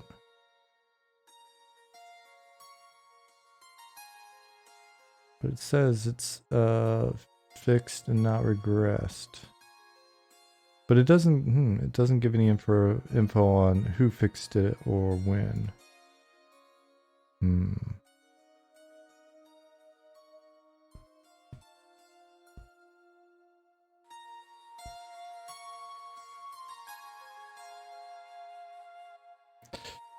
The ability to add, to set facing on go to spawn zone spawn commands. Status fixed, not regressed? No way. Let's go check that out. I don't believe it. Zone Night Harbor.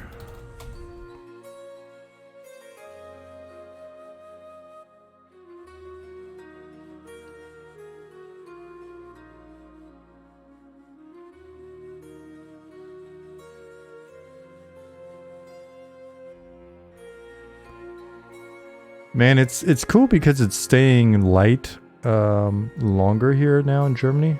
So it's like almost 10 p.m. and there's still a little bit of light outside. It's nice. So much better than the opposite when it's when I was living in Sweden, man, it was rough because it would be, I'd go to work and it would be dark and it stayed dark until like 10 or 11 a.m. And then it would kind of lighten up a little bit around lunchtime, and then it would start getting dark again around like 3 p.m. The sun is up all the time right now in Alaska. How do you like Alaska? Have we talked about this before?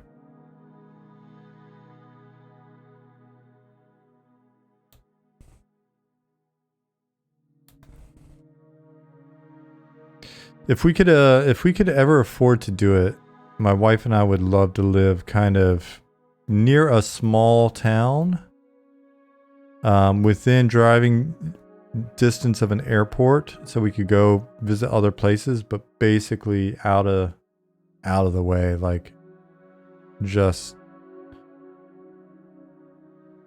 like to find a small town where we actually like the people, and then there's not much else around, and retire there. Especially doing this kind of work. As long as I've got an internet connection, then. All right, so let's check this out and see if this actually exists.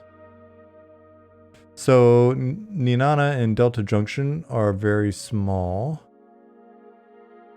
The winter, like you said, in Sweden can get a bit rough, but it is gorgeous. Yeah, I don't think I'm talking out my ass when I said I was surprised.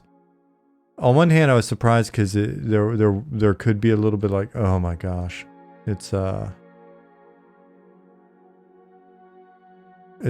dark and depressing. But on the other hand, it wasn't as bad as I would have assumed. Sounds like a good area to be in when the zombie apocalypse happens. Exactly. Also entirely tax-free, but an hour to Fairbanks. So an hour drive to the airport's not bad.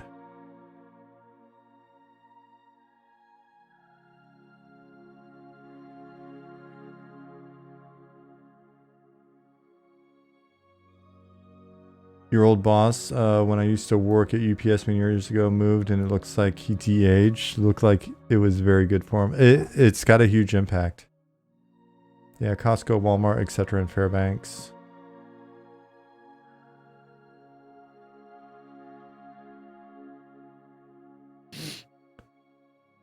Zukin, you're 30 minutes from airport, or? Yeah, we're really big fans of getting out in the nature and hiking and stuff. Yeah, even when I was in Hamburg, it still took like 45 minutes to get to the airport. Just because there wasn't like a direct train, I had to like kind of go all the way around a bunch of shit.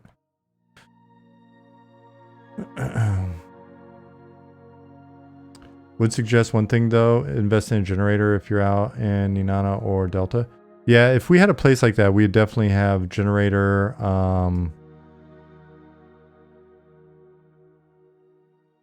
Multiple options on that front. If there's water there, probably, like flowing water, probably a water-based generator as well. Yeah, solar's banging during the summer. I was about to say solar. My house in Austin, I wound up having solar on it as well. It's funny, my realtor probably thought I was a complete goof.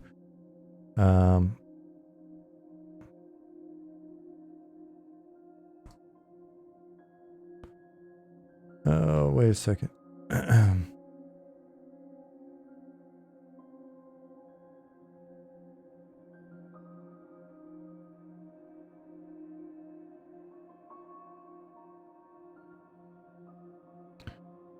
Because the criteria for the house that I was looking for was like, I want to be near a water source, so river or lake. I'd like to be on a hill. I'd like limited access points to the house. I wanted it to be all brick. 2 stories, decent view of the area. Solar if possible. If not, then we'd add it. Out away from folks. I came home and there's always like deer in my yard. It's pretty tight. Lived right above, like basically in Austin where Mansfield Dam is, where Lake Austin begins. Why all brick? Just aesthetics. I like the aesthetic. It wasn't necessarily, but I also think holds up pretty well. I just wanted a red brick house, white columns. It took like 5 months or 6 months, and she wound up just going, "You're not going to believe this," but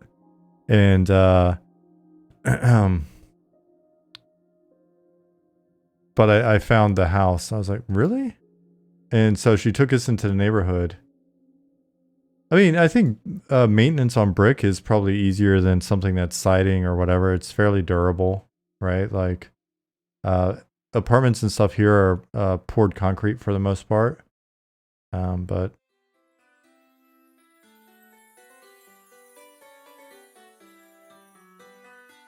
brick wouldn't be the ideal substance in Alaska. Probably not. I'd have to find out what works in Alaska.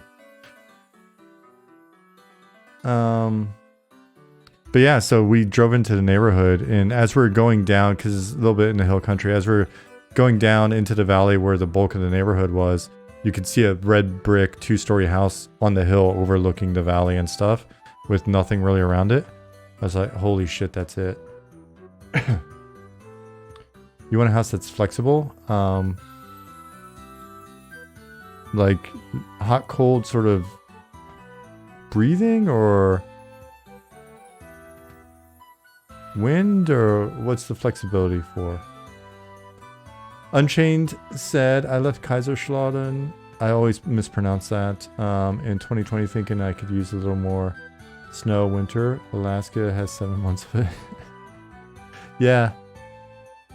Where we live in Germany, there's very much, there's very little in the way of like snow and shit here.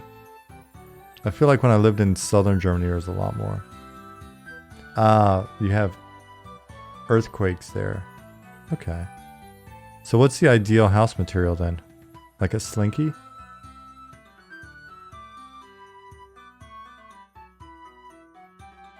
Yeah, that may be too much winter for me, to be honest. I'm trying to figure out why the hell there's like this pink nav mesh here. Cause it's lagging the shit out of me.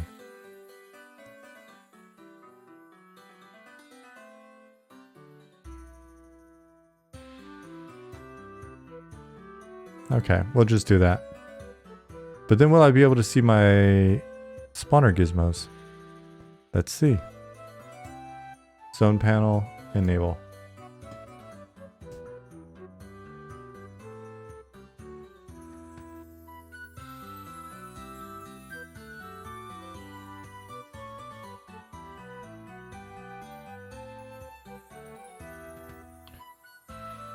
Oh, fun story of the day. So I like a month ago, I had ordered a couple small things of pipe tobacco from the US. And I was surprised. It got here really quickly, came straight here. I just had to pay the delivery guy basically the customs, right? The tax. And it wasn't that bad. I was like, okay, a few bucks, but some cool pipe tobacco that I can't necessarily easily find here, I assumed. I hadn't really fully explored all of the shops in Bremen. I'd done a little bit of Googling and I think did a poor job of it. So I ordered. So after that, I was like, well, you know what? I might as well do like a bigger order and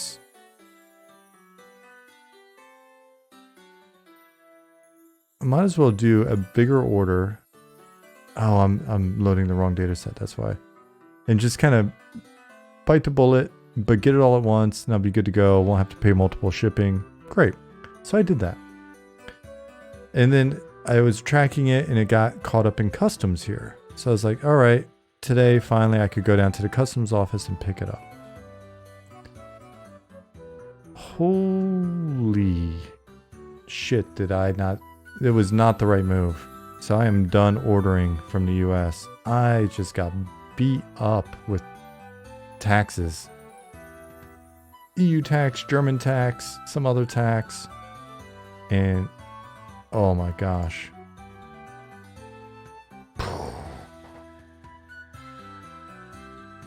Never again. All right. Let's load these spawners up and see if this thing's actually working.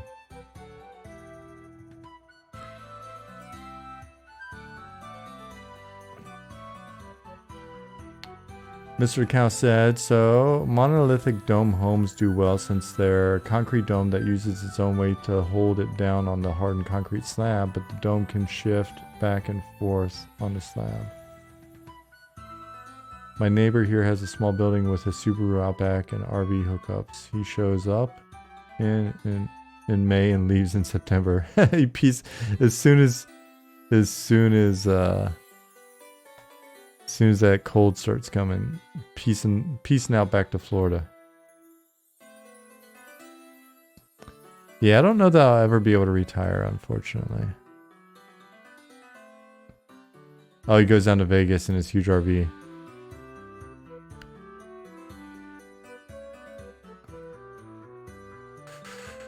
Shmonite said, VAT and fair use taxes will kill you. Yeah,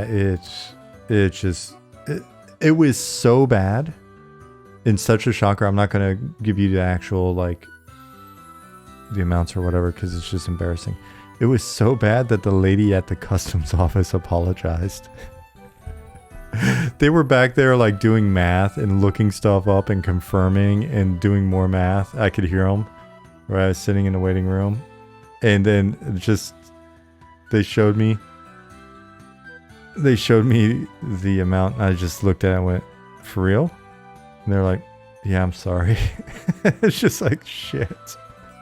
So I took it upstairs, I paid for it, came back down with the receipt, and she was like, I'll put everything back in your box for you. I was like, thank you. And then she handed me the box, and she did like one of those kind of almost like mom-like, kind of like, I'm sorry, and handed it to me. I was just like, well, shit. Serves me right. Remember ordering a graphics card from Canada to UK a couple decades ago? Was the only place to get it. Matrix was, am I pronouncing it right? Matrix were selling direct a new product, and customs wanted to double the price of it, claiming that's what it sold for locally, for something that wasn't for sale locally. Yeah, that's kind of what happened here, and I've learned since then that, like, the bulk. My wife was just laughing at me earlier because I was unpacking a box and showing her, like, letting her smell the various tobaccos, and each one of them I'm looking at and going, it's like, flip it over, made in Denmark, exported to the U.S. My dumbass bought it, brought it back in here. Paid a ridiculous amount for something I can just walk down to one of the stores here and just buy. And it's just like Denmark. There are like 3 that are US only.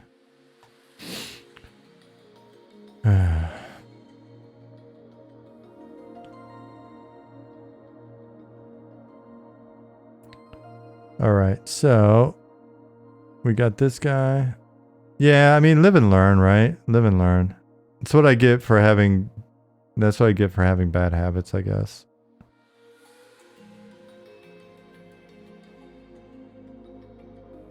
Oops.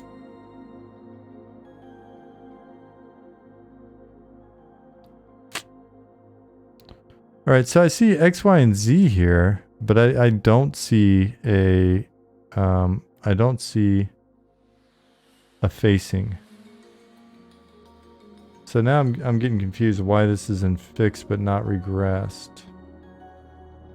So I'm gonna ping Ollie with a note. Ollie, I was scanning the fixed not regressed items or issues to see if there was anything I could pull off of people's plates, and noticed if you like this, there doesn't seem to be any activity on the issue, but it's in fixed not regressed. And the functionality isn't in game.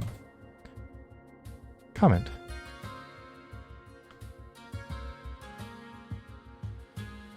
How many hours difference between me and Ali? Right now, 1. And then there's like a... During like one of the daylight savings or whatever, there's 2. So sometimes he's... I think I'm... So I'm +6 from East Coast. And then he's +7. Sometimes he's +8, I think.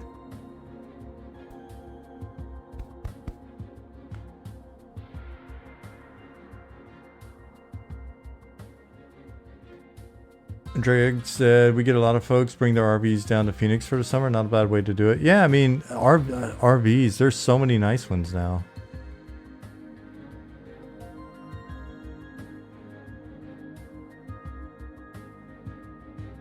Which one I said? Oh my gosh, going through that. Trying to get a Honda pressure washer to Hong Kong. It's made up up the road in China. Why is this so hard? Yeah. I mean, it was just a goof on my part. It really was just a super oops. All right, so I sent that comment to Ali.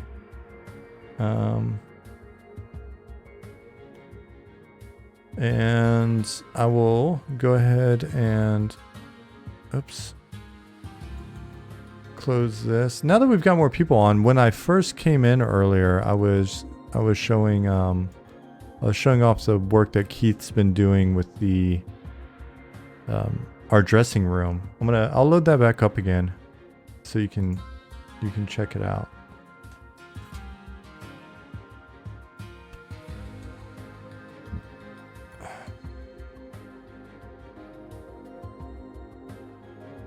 Oh, TwitchLog said, didn't catch if you shared what we're using for issue management. Yep, GitHub. And we just switched to the new project view.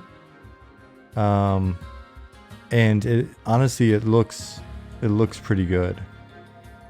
We've got some nice views set up. Need to get everybody in here and going. Zukin, I really appreciate Zukin's been really good about as we've been trying to like get stuff in. Zukin's a nice early adopter on this type of thing, and that's been super helpful.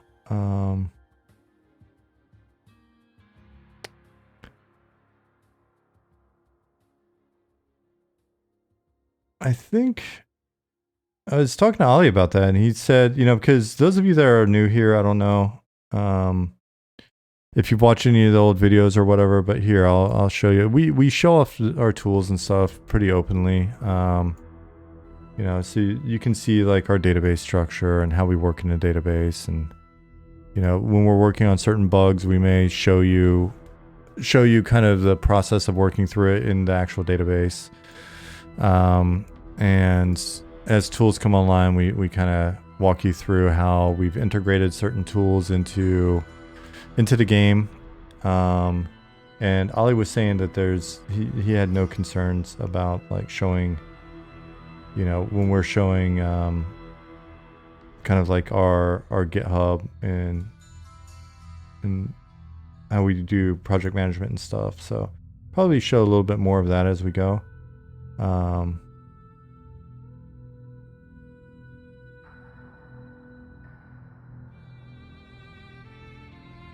Along those lines, I'll show this tool again. Connect. Full screen it. Dressing room. Cool. And then M&M.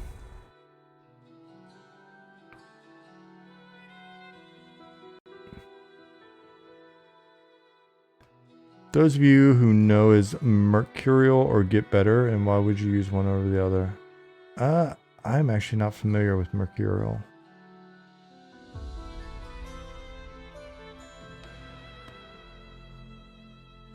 So pretty much all this stuff Keith has just added. And what we can use it for is essentially previewing and saving out information related to player characters and more also NPCs. Well, in theory, both, right? Because we can set up humans with a certain aesthetic in the database. But I haven't messed with this enough to see. It looks like it primarily sets up. It's setting up specific actual items as opposed to saving. And I think this is what First was talking about this morning. The ability to make it so that we can save it as NPC data as well instead of just straight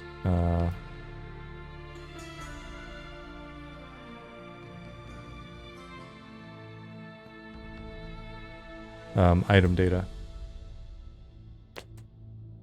Randomized features again. Go to equipment, randomize equipment.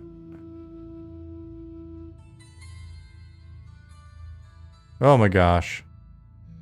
Something went haywire on his face. Randomize equipment again. Maybe safer just to mess with humans. Let's go. Let's go to human.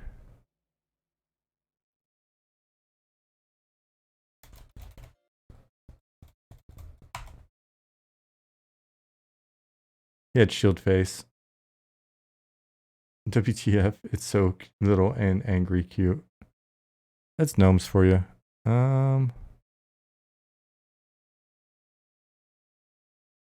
Clear equipment. Force update all. Tell YouTube I'm still watching. Zukin said, I think the paces are getting a little wonky because Ogre and Gnome only have 3 options, whereas humans have a few more. Hoping once we have things, once we even things out, it'll go away. Ah, cool. Okay. Stuff like that makes sense.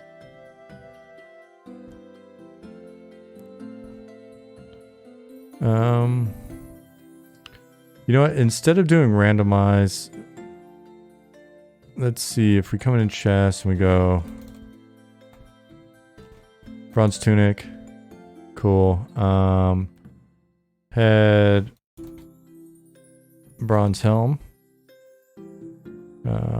shoulder. Let's see, bronze shoulders.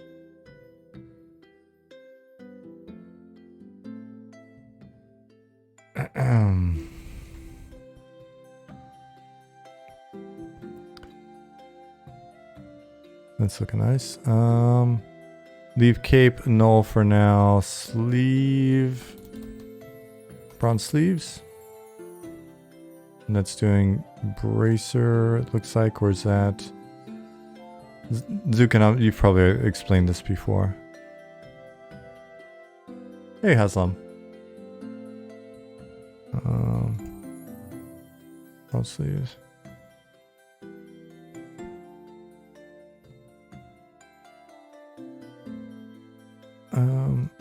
Hands, bronze gloves.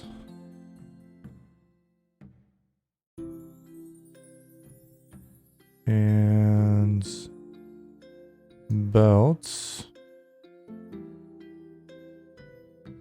Just give him a pouch. Now that's belt 1, 2, 3. Waist is what I was thinking we were doing. Bronze girdle. Cool. Legs. Bronze as well. Feet. Bronze boots. Alright, full setup in bronze. Zukin said, yeah, there are 2 sleeves and 2 bracers at the moment there. Need to figure out what to do. Are we still going with the sleeve as kind of like undershirt concept? And if so, we should probably just rename it at some point. Like all the references to it. I don't know if we've got issues in for it. I can look.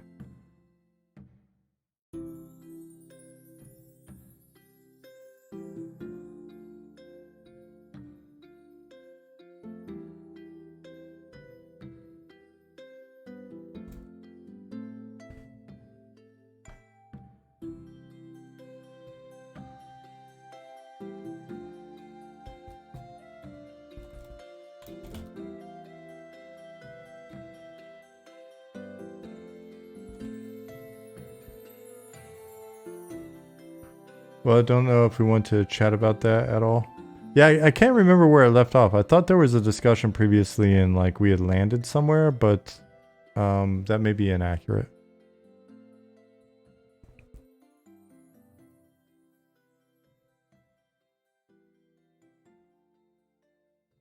Because doing undershirts for every outfit would be a lot of work that just get covered up. All right, we should probably have that conversation again then, because I feel like we had landed somewhere and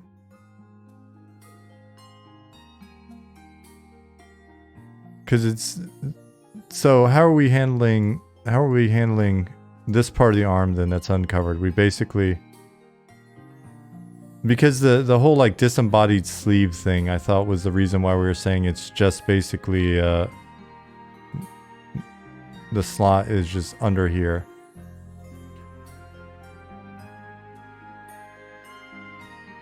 Because we've got bracer, then we've got shoulder, then we've got chest.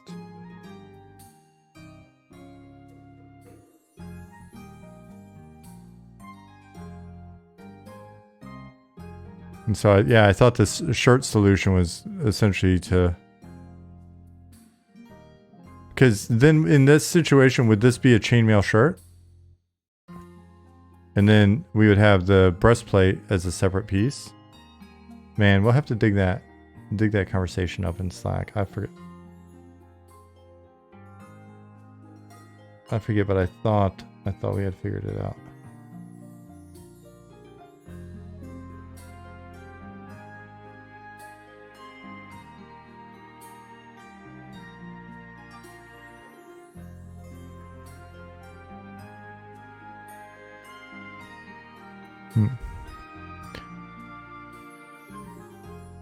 Let's see. Okay. Held items.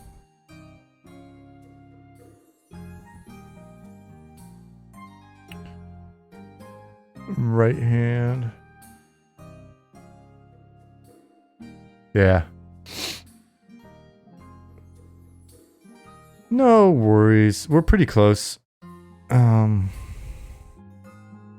And stuff's looking good.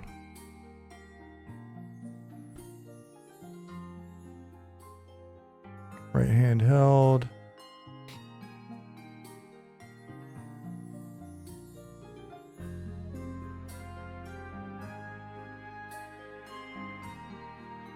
That's a big ass sword.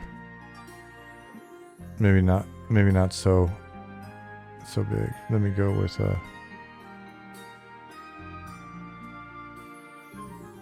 there we go.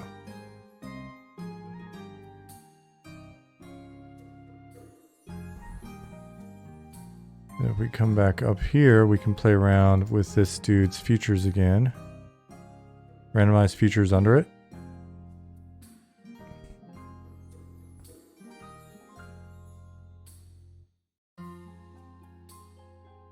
Thanks, Herb. Herb or herb? Herb? No, herb.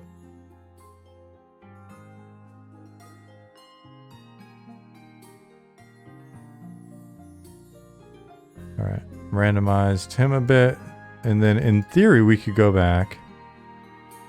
Oops, that camera does a little something wonky.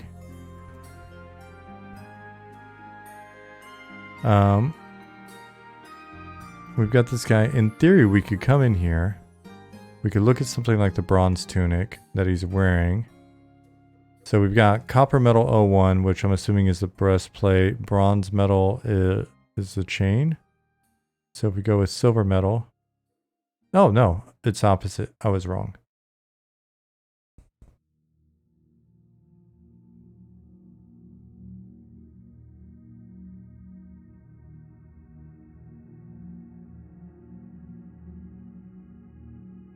Play around with the different LERP options in the various channels. It looks like upper arm armor is called Rare Brace? Because I'm fairly certain it's not called Riri Brace. Man, you got a Riri Brace. Just learned that I don't think I've ever seen it in a game. And it's a separate piece? The Riri Brasse. Upper arms. Splint rear. Let's figure out how to actually pronounce this. Does it give us a pronunciation?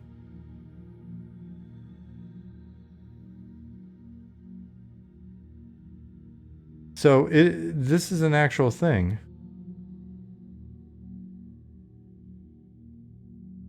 Gilmere, hello. Gilmere said, hey Sean, things are looking good. Thank you for giving us this unique view from the inside. You're very welcome. Thank you for being here on your Friday when you could be doing anything else. Dude. Peeler found the Riri brace.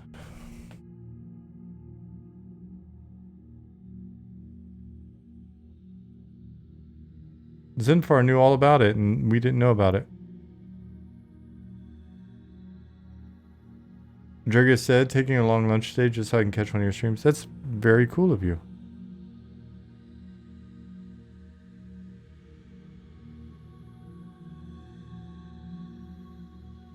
The rare brace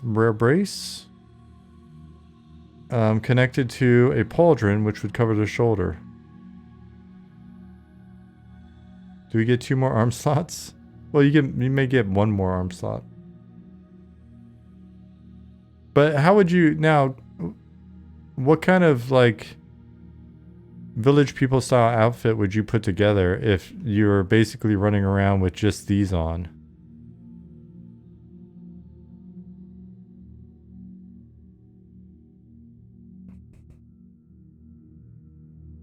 Would that be weird?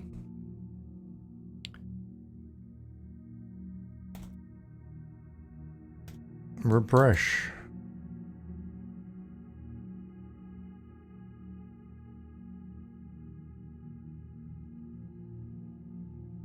Images.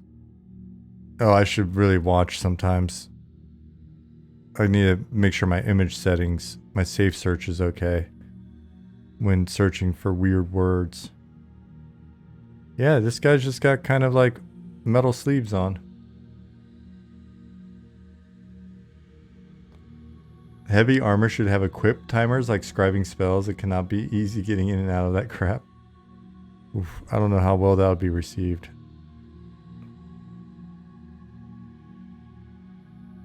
Yeah, so I guess it's a thing. Okay. Zukin, now you know.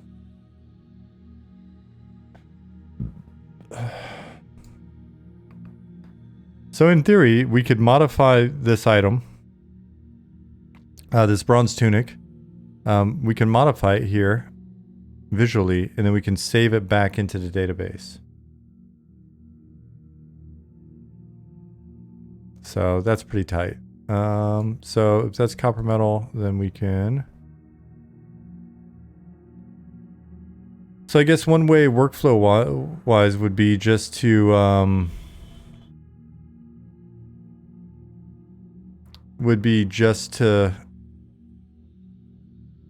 duplicate an item, load that dupe in here, and then play with it, and then save it back in.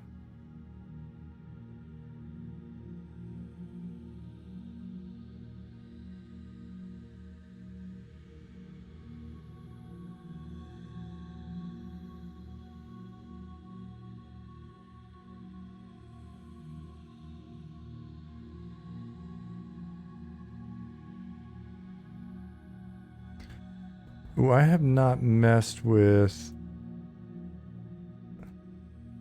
It's nice that it lists the item names too, right? And it is separated by slot, right? Like it's already categorized properly. So if I look for helms, it's just showing me helms right now. Curious how, because it's just, he's looking at, he is doing it strictly, he's just kind of querying it by slot. Okay.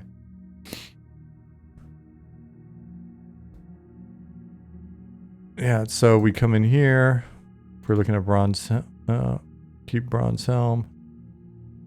I mean, I guess in theory we could have another button added that's like just a duplicate item. Saw a bunch of items I'd not seen before in there.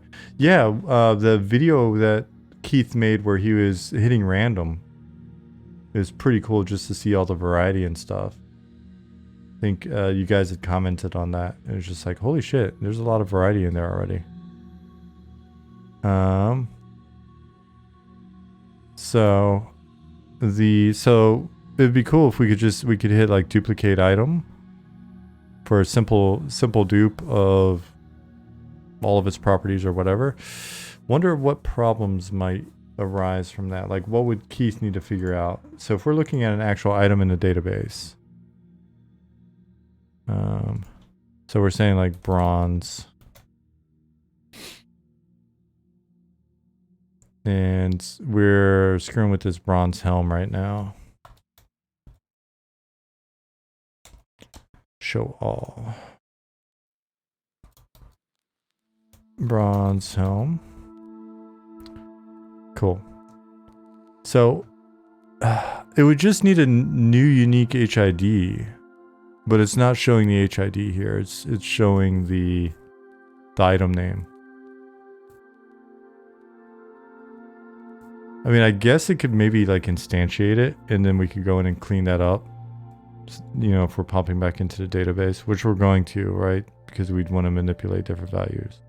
But essentially, if you guys are looking, this data right here is this texture definition.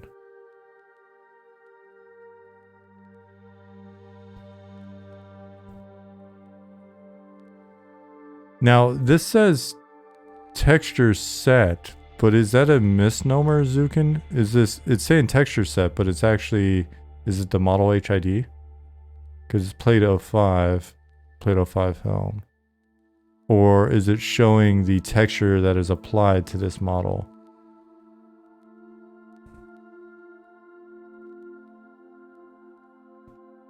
By the way, is it behind my big ass head? Can you guys even see it?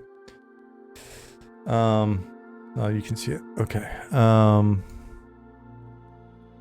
then this string, the texture definition database string, is what's being updated in here.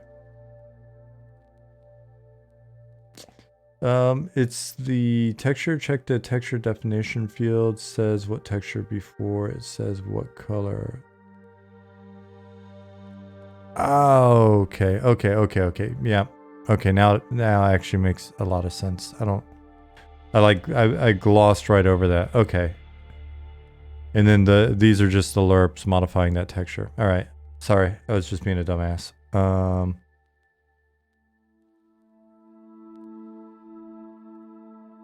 As my dear grandmother would say, Sean, stop being a dumbass.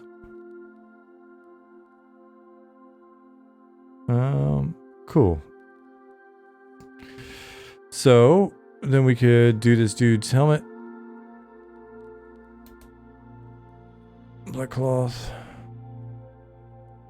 Do his shoulders. Black cloth.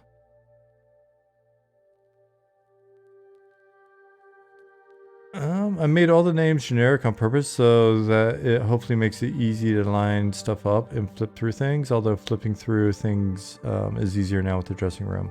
Yeah, this has made it a ton easier than what we previously had.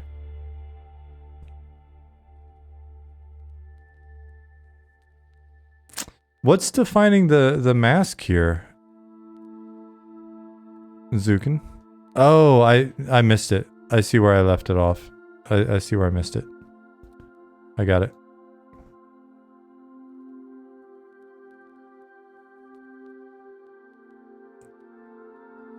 I really would like to get the visual mask slot though. That would be super cool.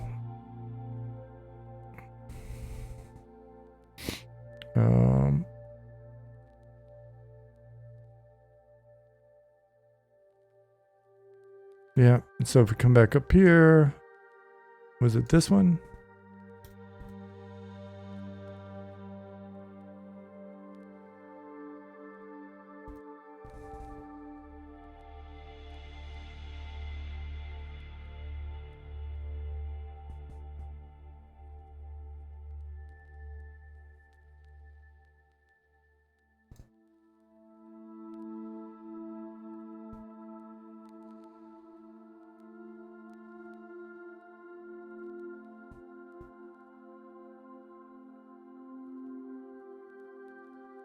If you spot part of an item that's pure black, though, that's probably a color channel that is unassigned.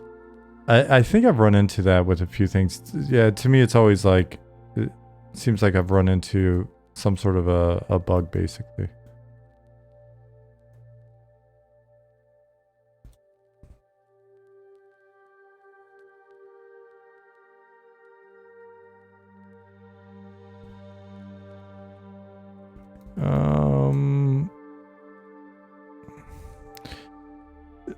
There will probably be some like getting used to what certain things are. So right now, if I wanted to give them the like that Inquisitor kind of like long robe look, Zukin, which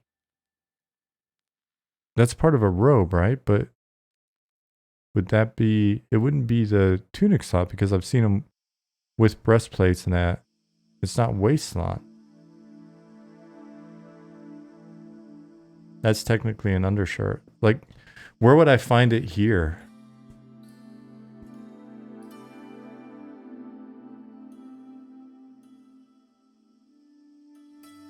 Yeah.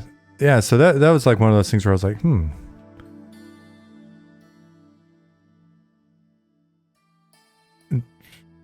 Would I guess I could look in Confluence. I'm assuming the documentation in Confluence is still allows us to kind of understand these things. So let me look in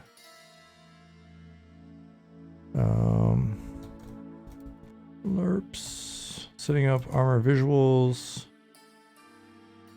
Come over here. Plate armor?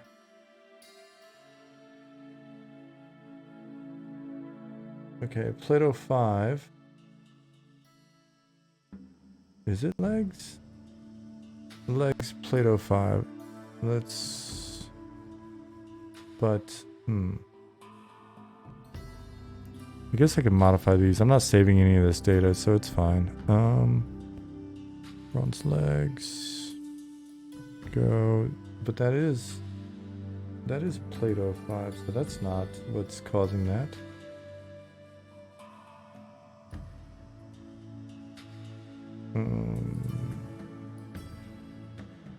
Belt, maybe? Maybe it's belt. No, because that says Plato 5 as well. Oh no, Plato 2, Plato 2, Plato 2.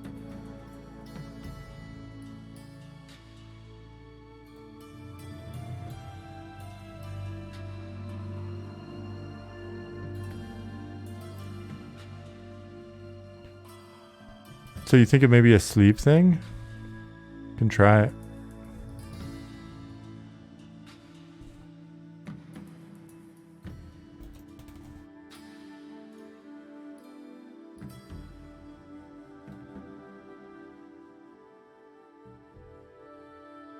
No, this looks more like Tracer.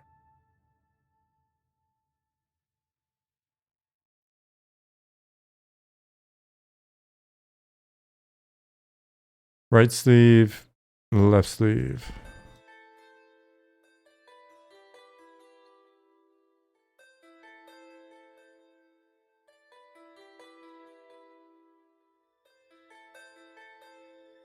It may just not, it may not be loading. So, force update doll. Yet. Let me go back to waist. Plato 2.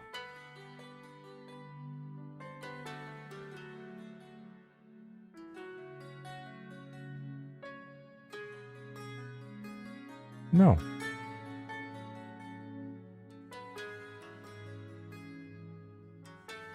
Let me find something in the database that's got that.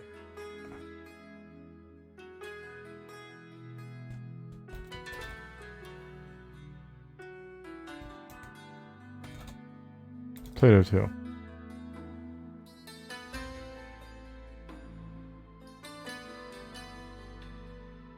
None of these would be what we're looking for. Huh.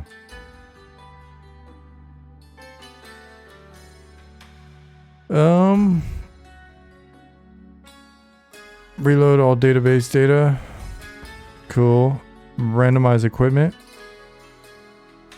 And see if we can actually have one of these pop up. Okay, that's a robe.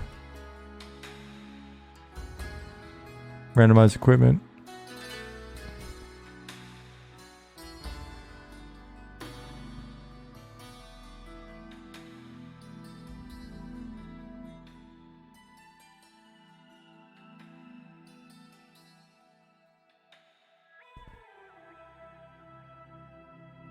This guy's not playing around.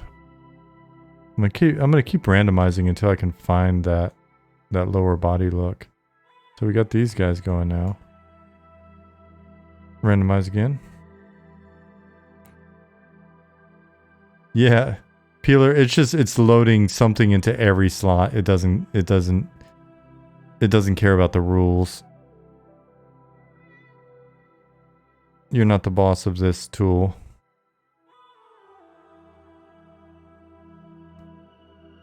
Some skull pauldrons.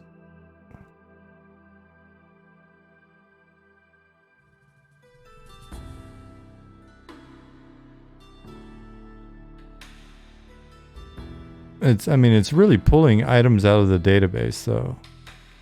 So these are all items.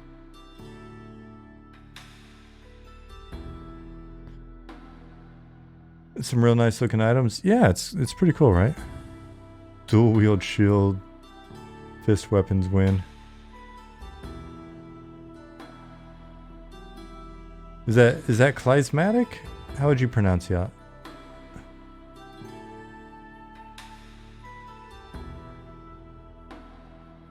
Klysmatic. Cool. Is it just Kliz for short?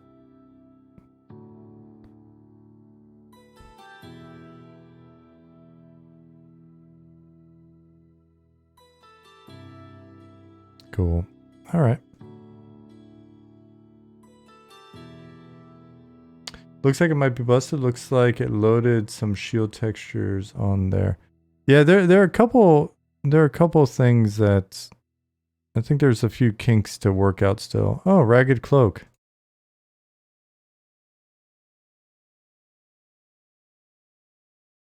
Let me see which cloak this is. Spoilers.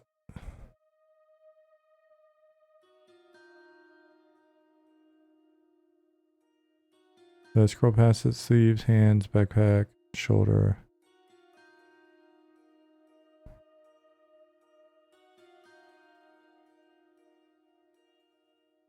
Quiver, quiver, quiver. Belt, belt, belt.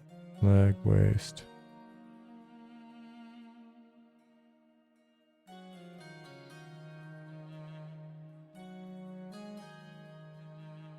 Cape, okay.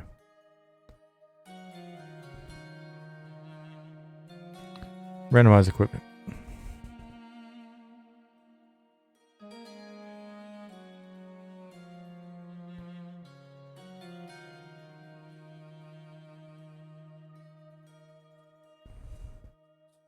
Yeah, there's the occasional like weird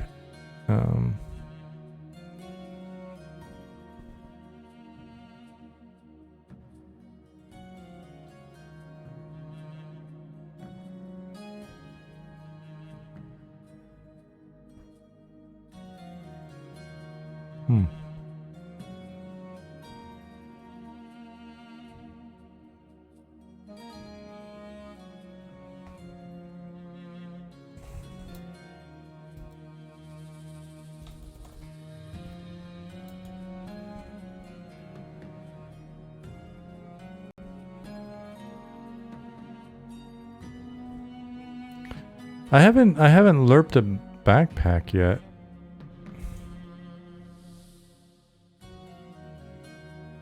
Oh, tight.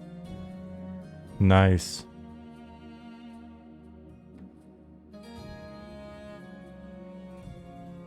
Kliz, thank you very much. Kliz said the items really do look slick though. You guys have been knocking out of the park. Loving the visible equipment like backpacks and belt items. Thanks a ton. Yeah, I mean, it's taken us a little while to just kind of evolve and work on things. But we're hitting a point where it's really starting to feel good. One of the things that we'll be focusing on, now that we've been figuring out a lot more on the character side, will be environmental textures in the next bit and props, and getting them probably using a similar system. So Zukin said we have 2 backpack variations at the moment too. I know, and it's exciting. How hard is it to knock out like a variation, right? Because it seems like, you can do kind of a subtractive process on the original one, and some of it's just shape. Like if you were to take this same design even and give it more of a, just kind of more of a triangular shape or something, and same thing, triangular shape, but with one strap and no back pouch, or the same one without this back pouch. Seems like you could bake out a number of these things, and folks would be pretty happy. Then later on, I guess we'll have to figure out, do we do an attachment to your backpack type system? Right? Because the original one with like the shovel and the bedroll and all that stuff. Backpack, small field pack.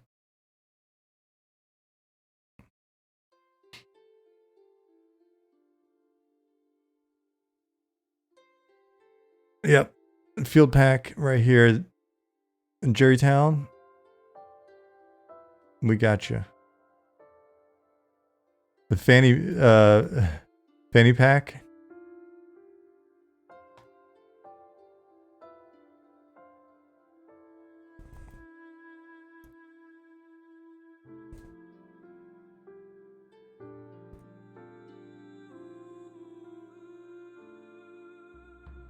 Zukin said, I attempted to build the UV's textures in a way where we can mix and match fairly easy. Awesome.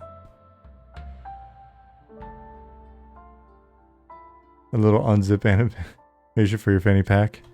Don't make me pull this out.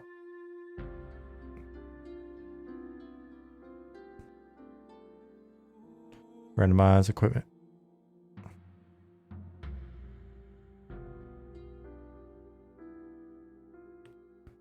What? I don't think I've seen... Oh, this is from the Shadow Knight. Right? This waist is from the Shadow Knight, right, Zukin?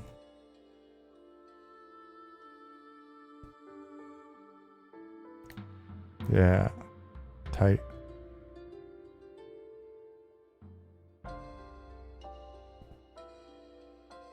Is all the artsy stuff currently Shadow Knight?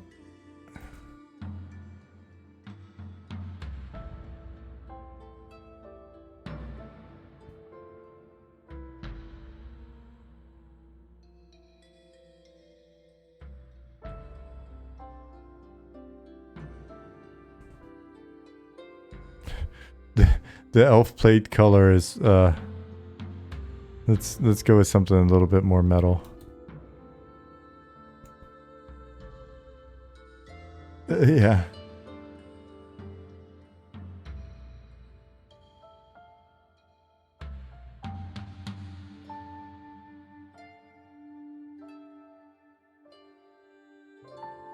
Whoa.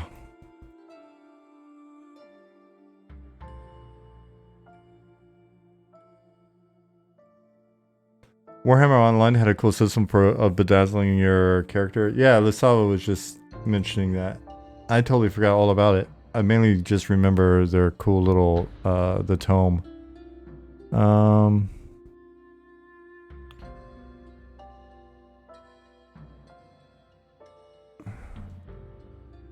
Highlander.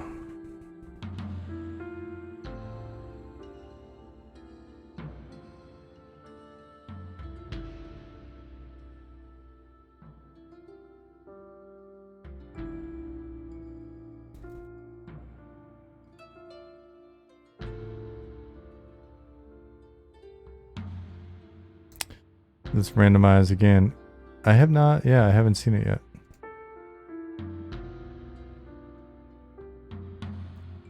Maybe it exists and we just haven't built a We just haven't built an item with that Inquisitor look yet. Could be.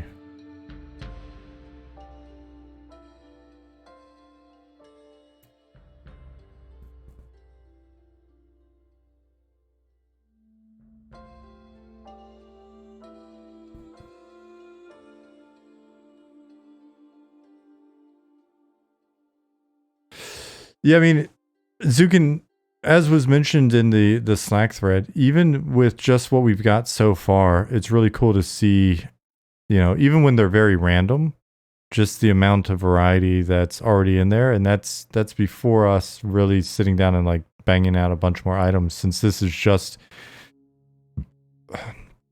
keep in mind, this is just pulling equipment out of the database and throwing it on here. It's not actually randomizing the looks. I think what we're running into a little bit. Ooh, that hat. I don't think I've seen that hat on a player item yet.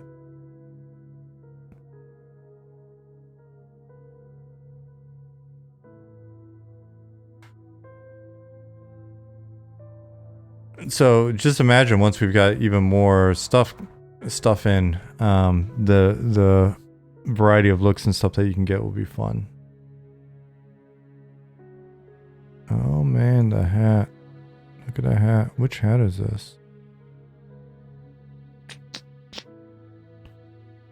Tarnished bronze chain coif. It's supposed to be the guard's hat, so I was trying to hang on to it until we could give it to them. Okay.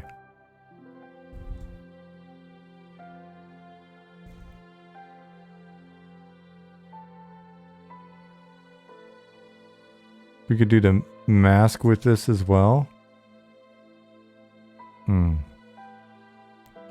Sweet. Randomized equipment.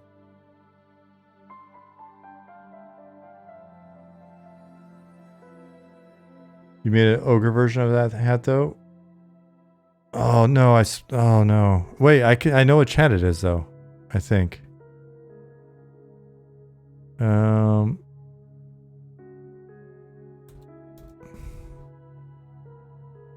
No.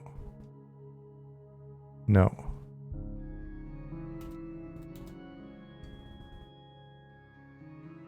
Copper chain coif. No, but oh man, this is what? Okay, I saw this on the video the other day. I swear I saw this on something that we were doing. I can't remember what it was. And I was like, did we put a little bit of cloth sim on there? Did we actually do that? What? We did. That little bit of movement gets me so excited.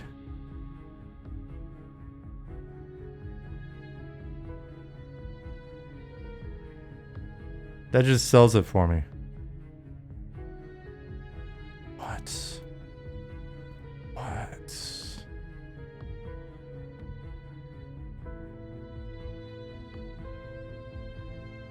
What's up, Olgo? Exactly.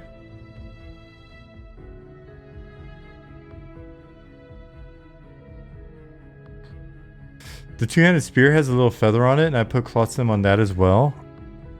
What? But we don't have any two-handed spear items. Let me find a spear. So we have a Kilrain, exactly. We have a fine steel spear. So let's look. What's that look like?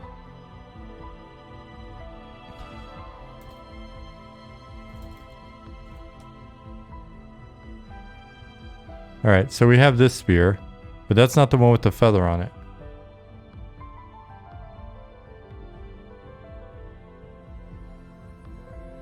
But we can make one.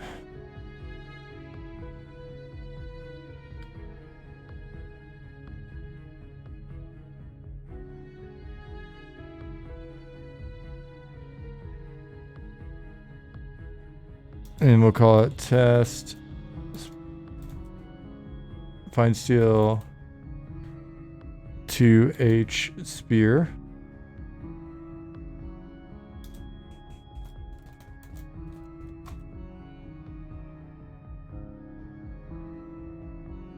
And so which model? Should I just put 2H Spear 01?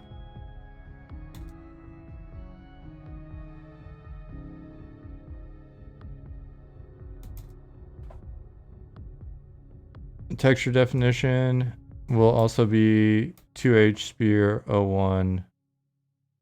We got an 01A.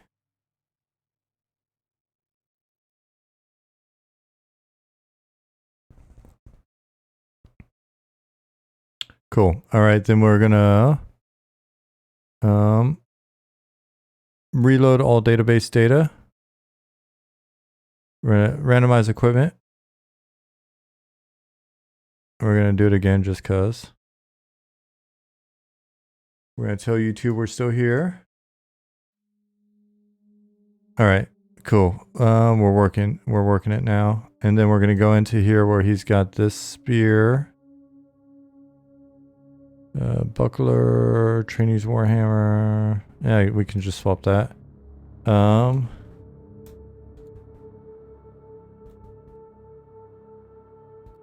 Two-hand fine steel spear.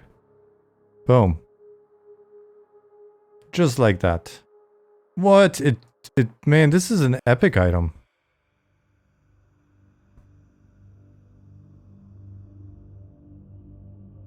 It's epic. Every shaman's wanting this right now. That is so badass. It's the little things, Zukin. It's the little things. Put feathers on everything, buddy. Just take everything we got and add a couple feathers to it, and we've got an entirely new armor set. Put feathers on this pouch. Put feathers. Frickin'. Give me some Rick James chainmail outfit. Basically, I'll be rocking. I want to be rocking platform boots that go all the way up to past my knee. I want. Then it'll just be like probably tight pants, and then a bunch of feathers on my jacket and shit, and then that chainmail coif. Let's go back up to head.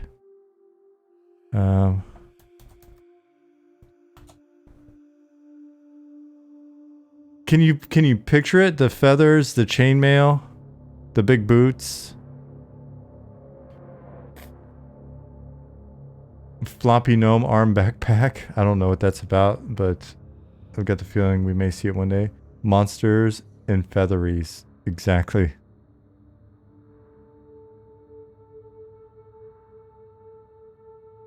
We'll name the armor set Habitual Line Stepper.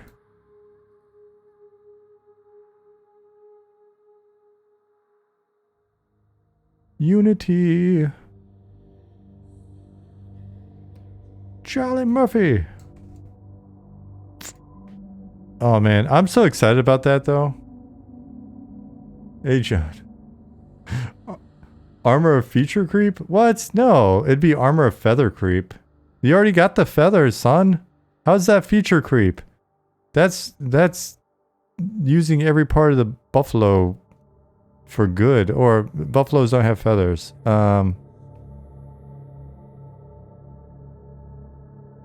I'm saying it's the opposite of feature creep. It's basically, we just have all this stuff and all you gotta do is stick feathers on it and we got entirely new stuff. Dodo had feathers. Do we have anything in game with feathers? I'm Aviac James Beak. Nice. Oh man. Cool. That's so fun. I meant to ask about this the other day and I didn't because I thought I just imagined it. Plus, I was like, they're probably tired of me saying, "Hey, can you put a little bit of cloth sim on that?" Feather quest, nice. If buffaloes don't have feathers, how do we have buffalo wings? Some kind of winged featherless buffalo. Okay, that's a fair point. Oh, and can I? Since I just made this really quick, can I change the feather color?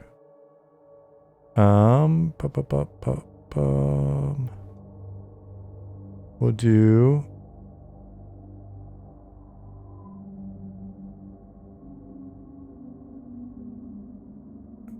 Oh wait, that's the trident.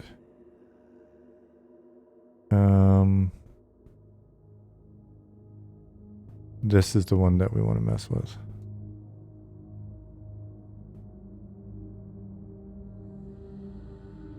Did it update it?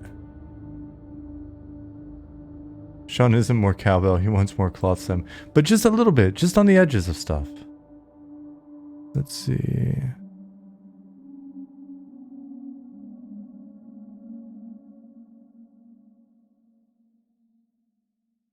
Okay, so that is that. Well, we'll leave it at purple for now because it's magic. Oh, it changed it. It changed it. Don't you worry.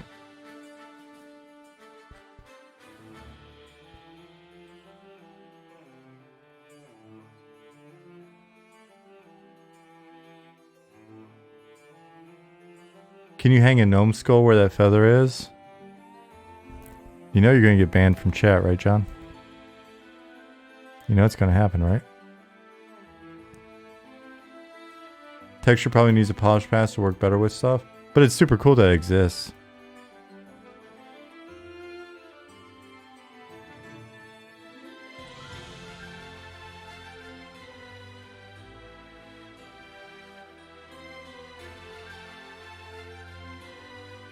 Dangly skulls would be amazing. We'll eventually have dangly skulls, don't worry.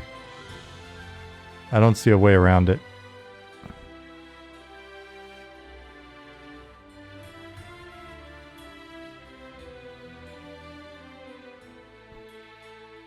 We even need like a potion holder with the skull.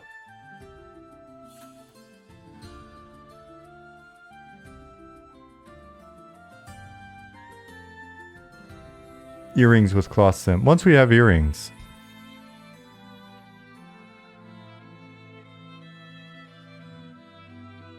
Yeah, John, it's possible.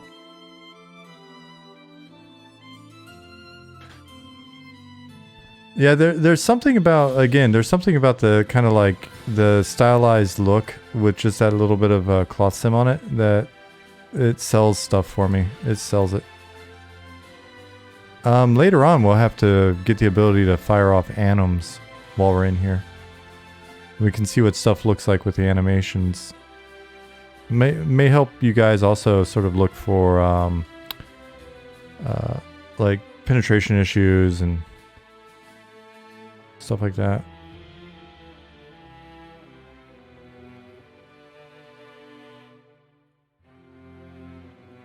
Pretty exciting. Pretty exciting. Randomized equipment.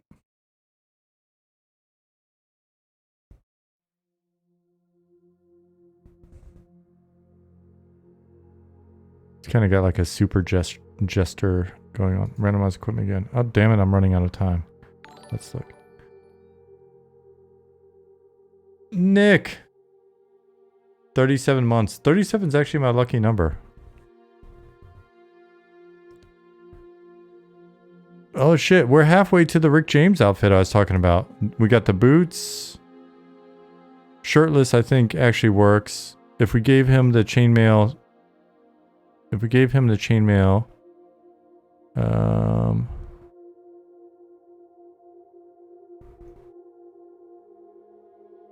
It's not on here.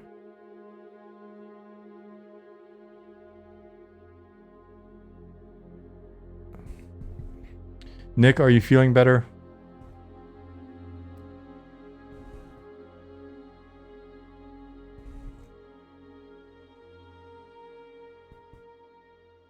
Good, dude. Ah, can't do it.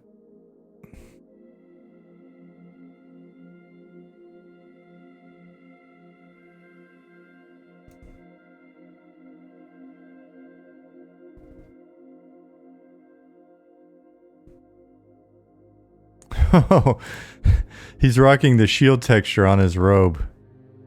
Man, he is looking Fancy. Which robe is this?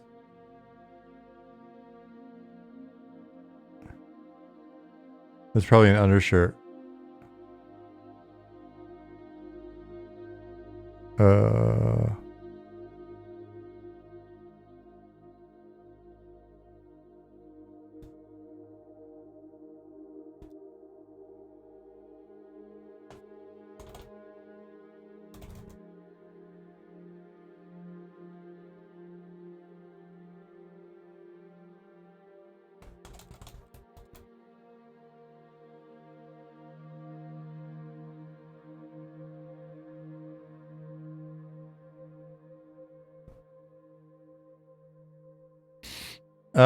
The item,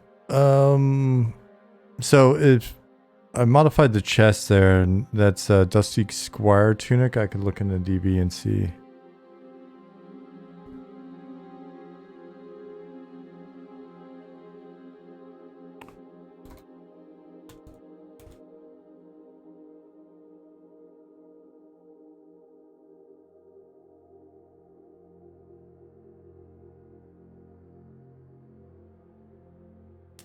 Dusty Squire tunic.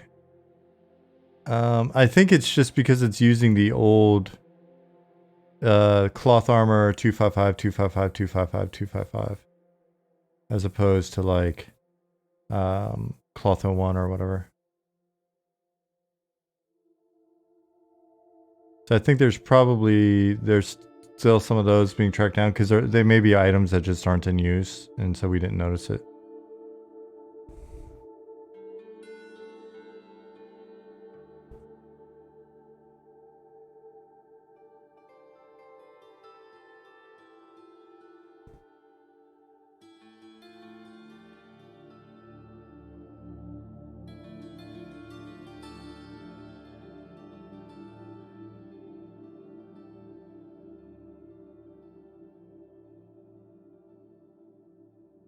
Yeah, I mean the more item variations we put in, the more this thing has to pull from, so that's cool.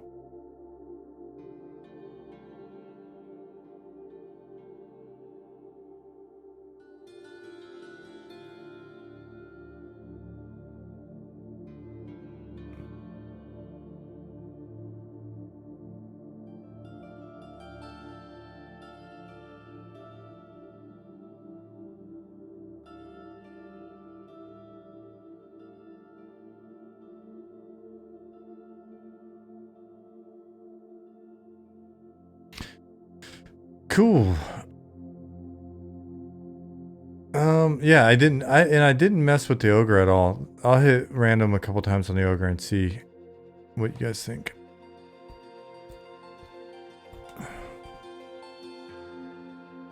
And then I'm gonna wrap up.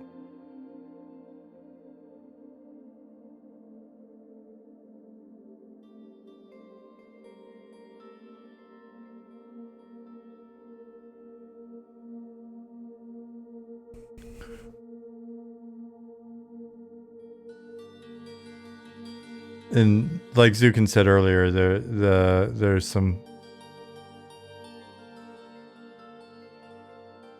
differences in the number of like face slots and stuff that we've got for the human ogre gnome. Yeah, gimp suit was the first thing I thought of as well. So you're in good company.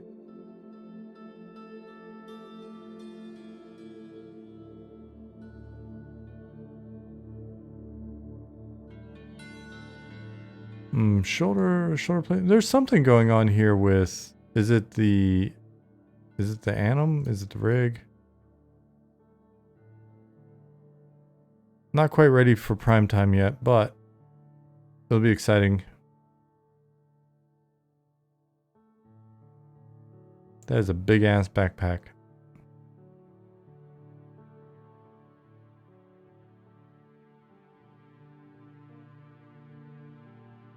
Rig update. Yep, makes sense.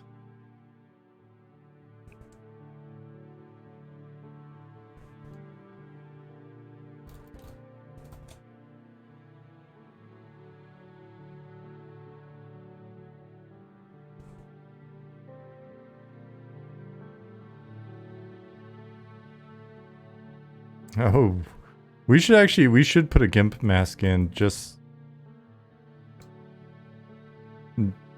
because.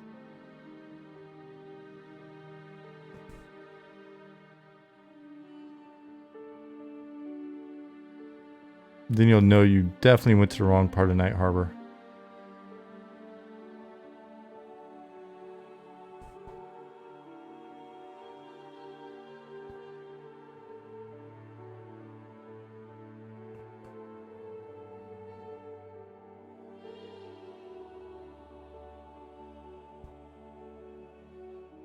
That's it, John.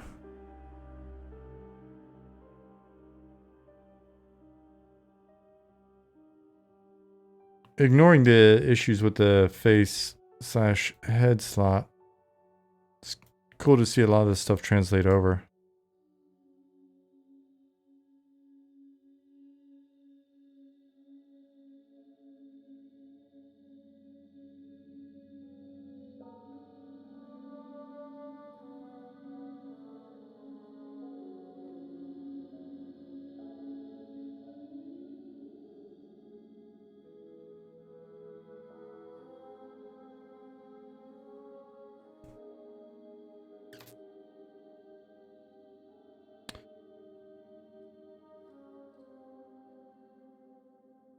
And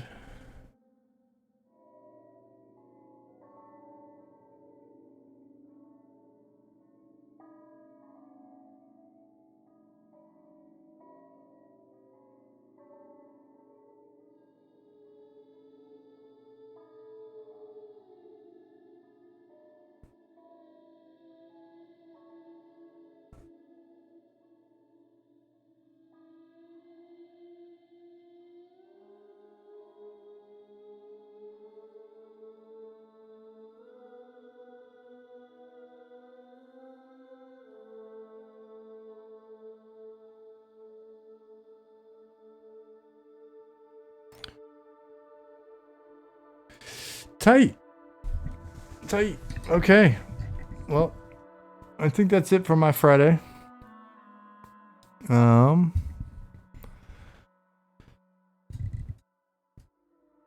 will be back on Tuesday, barring anything weird happening, but should be back on Tuesday.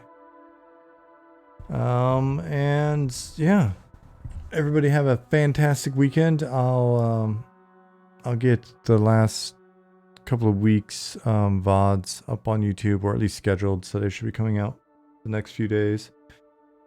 Probably interspersed with other folks' videos, but got them uploaded. So everybody have a wonderful weekend. Herb, thank you for being here. Talet, see you. Peeler, likewise. Lasava, you're very welcome. John, I'll be seeing you around. Kilrain, have a great one. Thadvik, time to get back into my cryo tank till Tuesday. See you then. Yeah, stay cool. See you, Zukin. Cool having you here tonight. Unchained. You as well.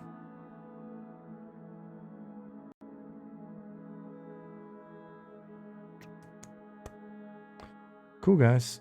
Have a wonderful weekend, and I will see you on Tuesday.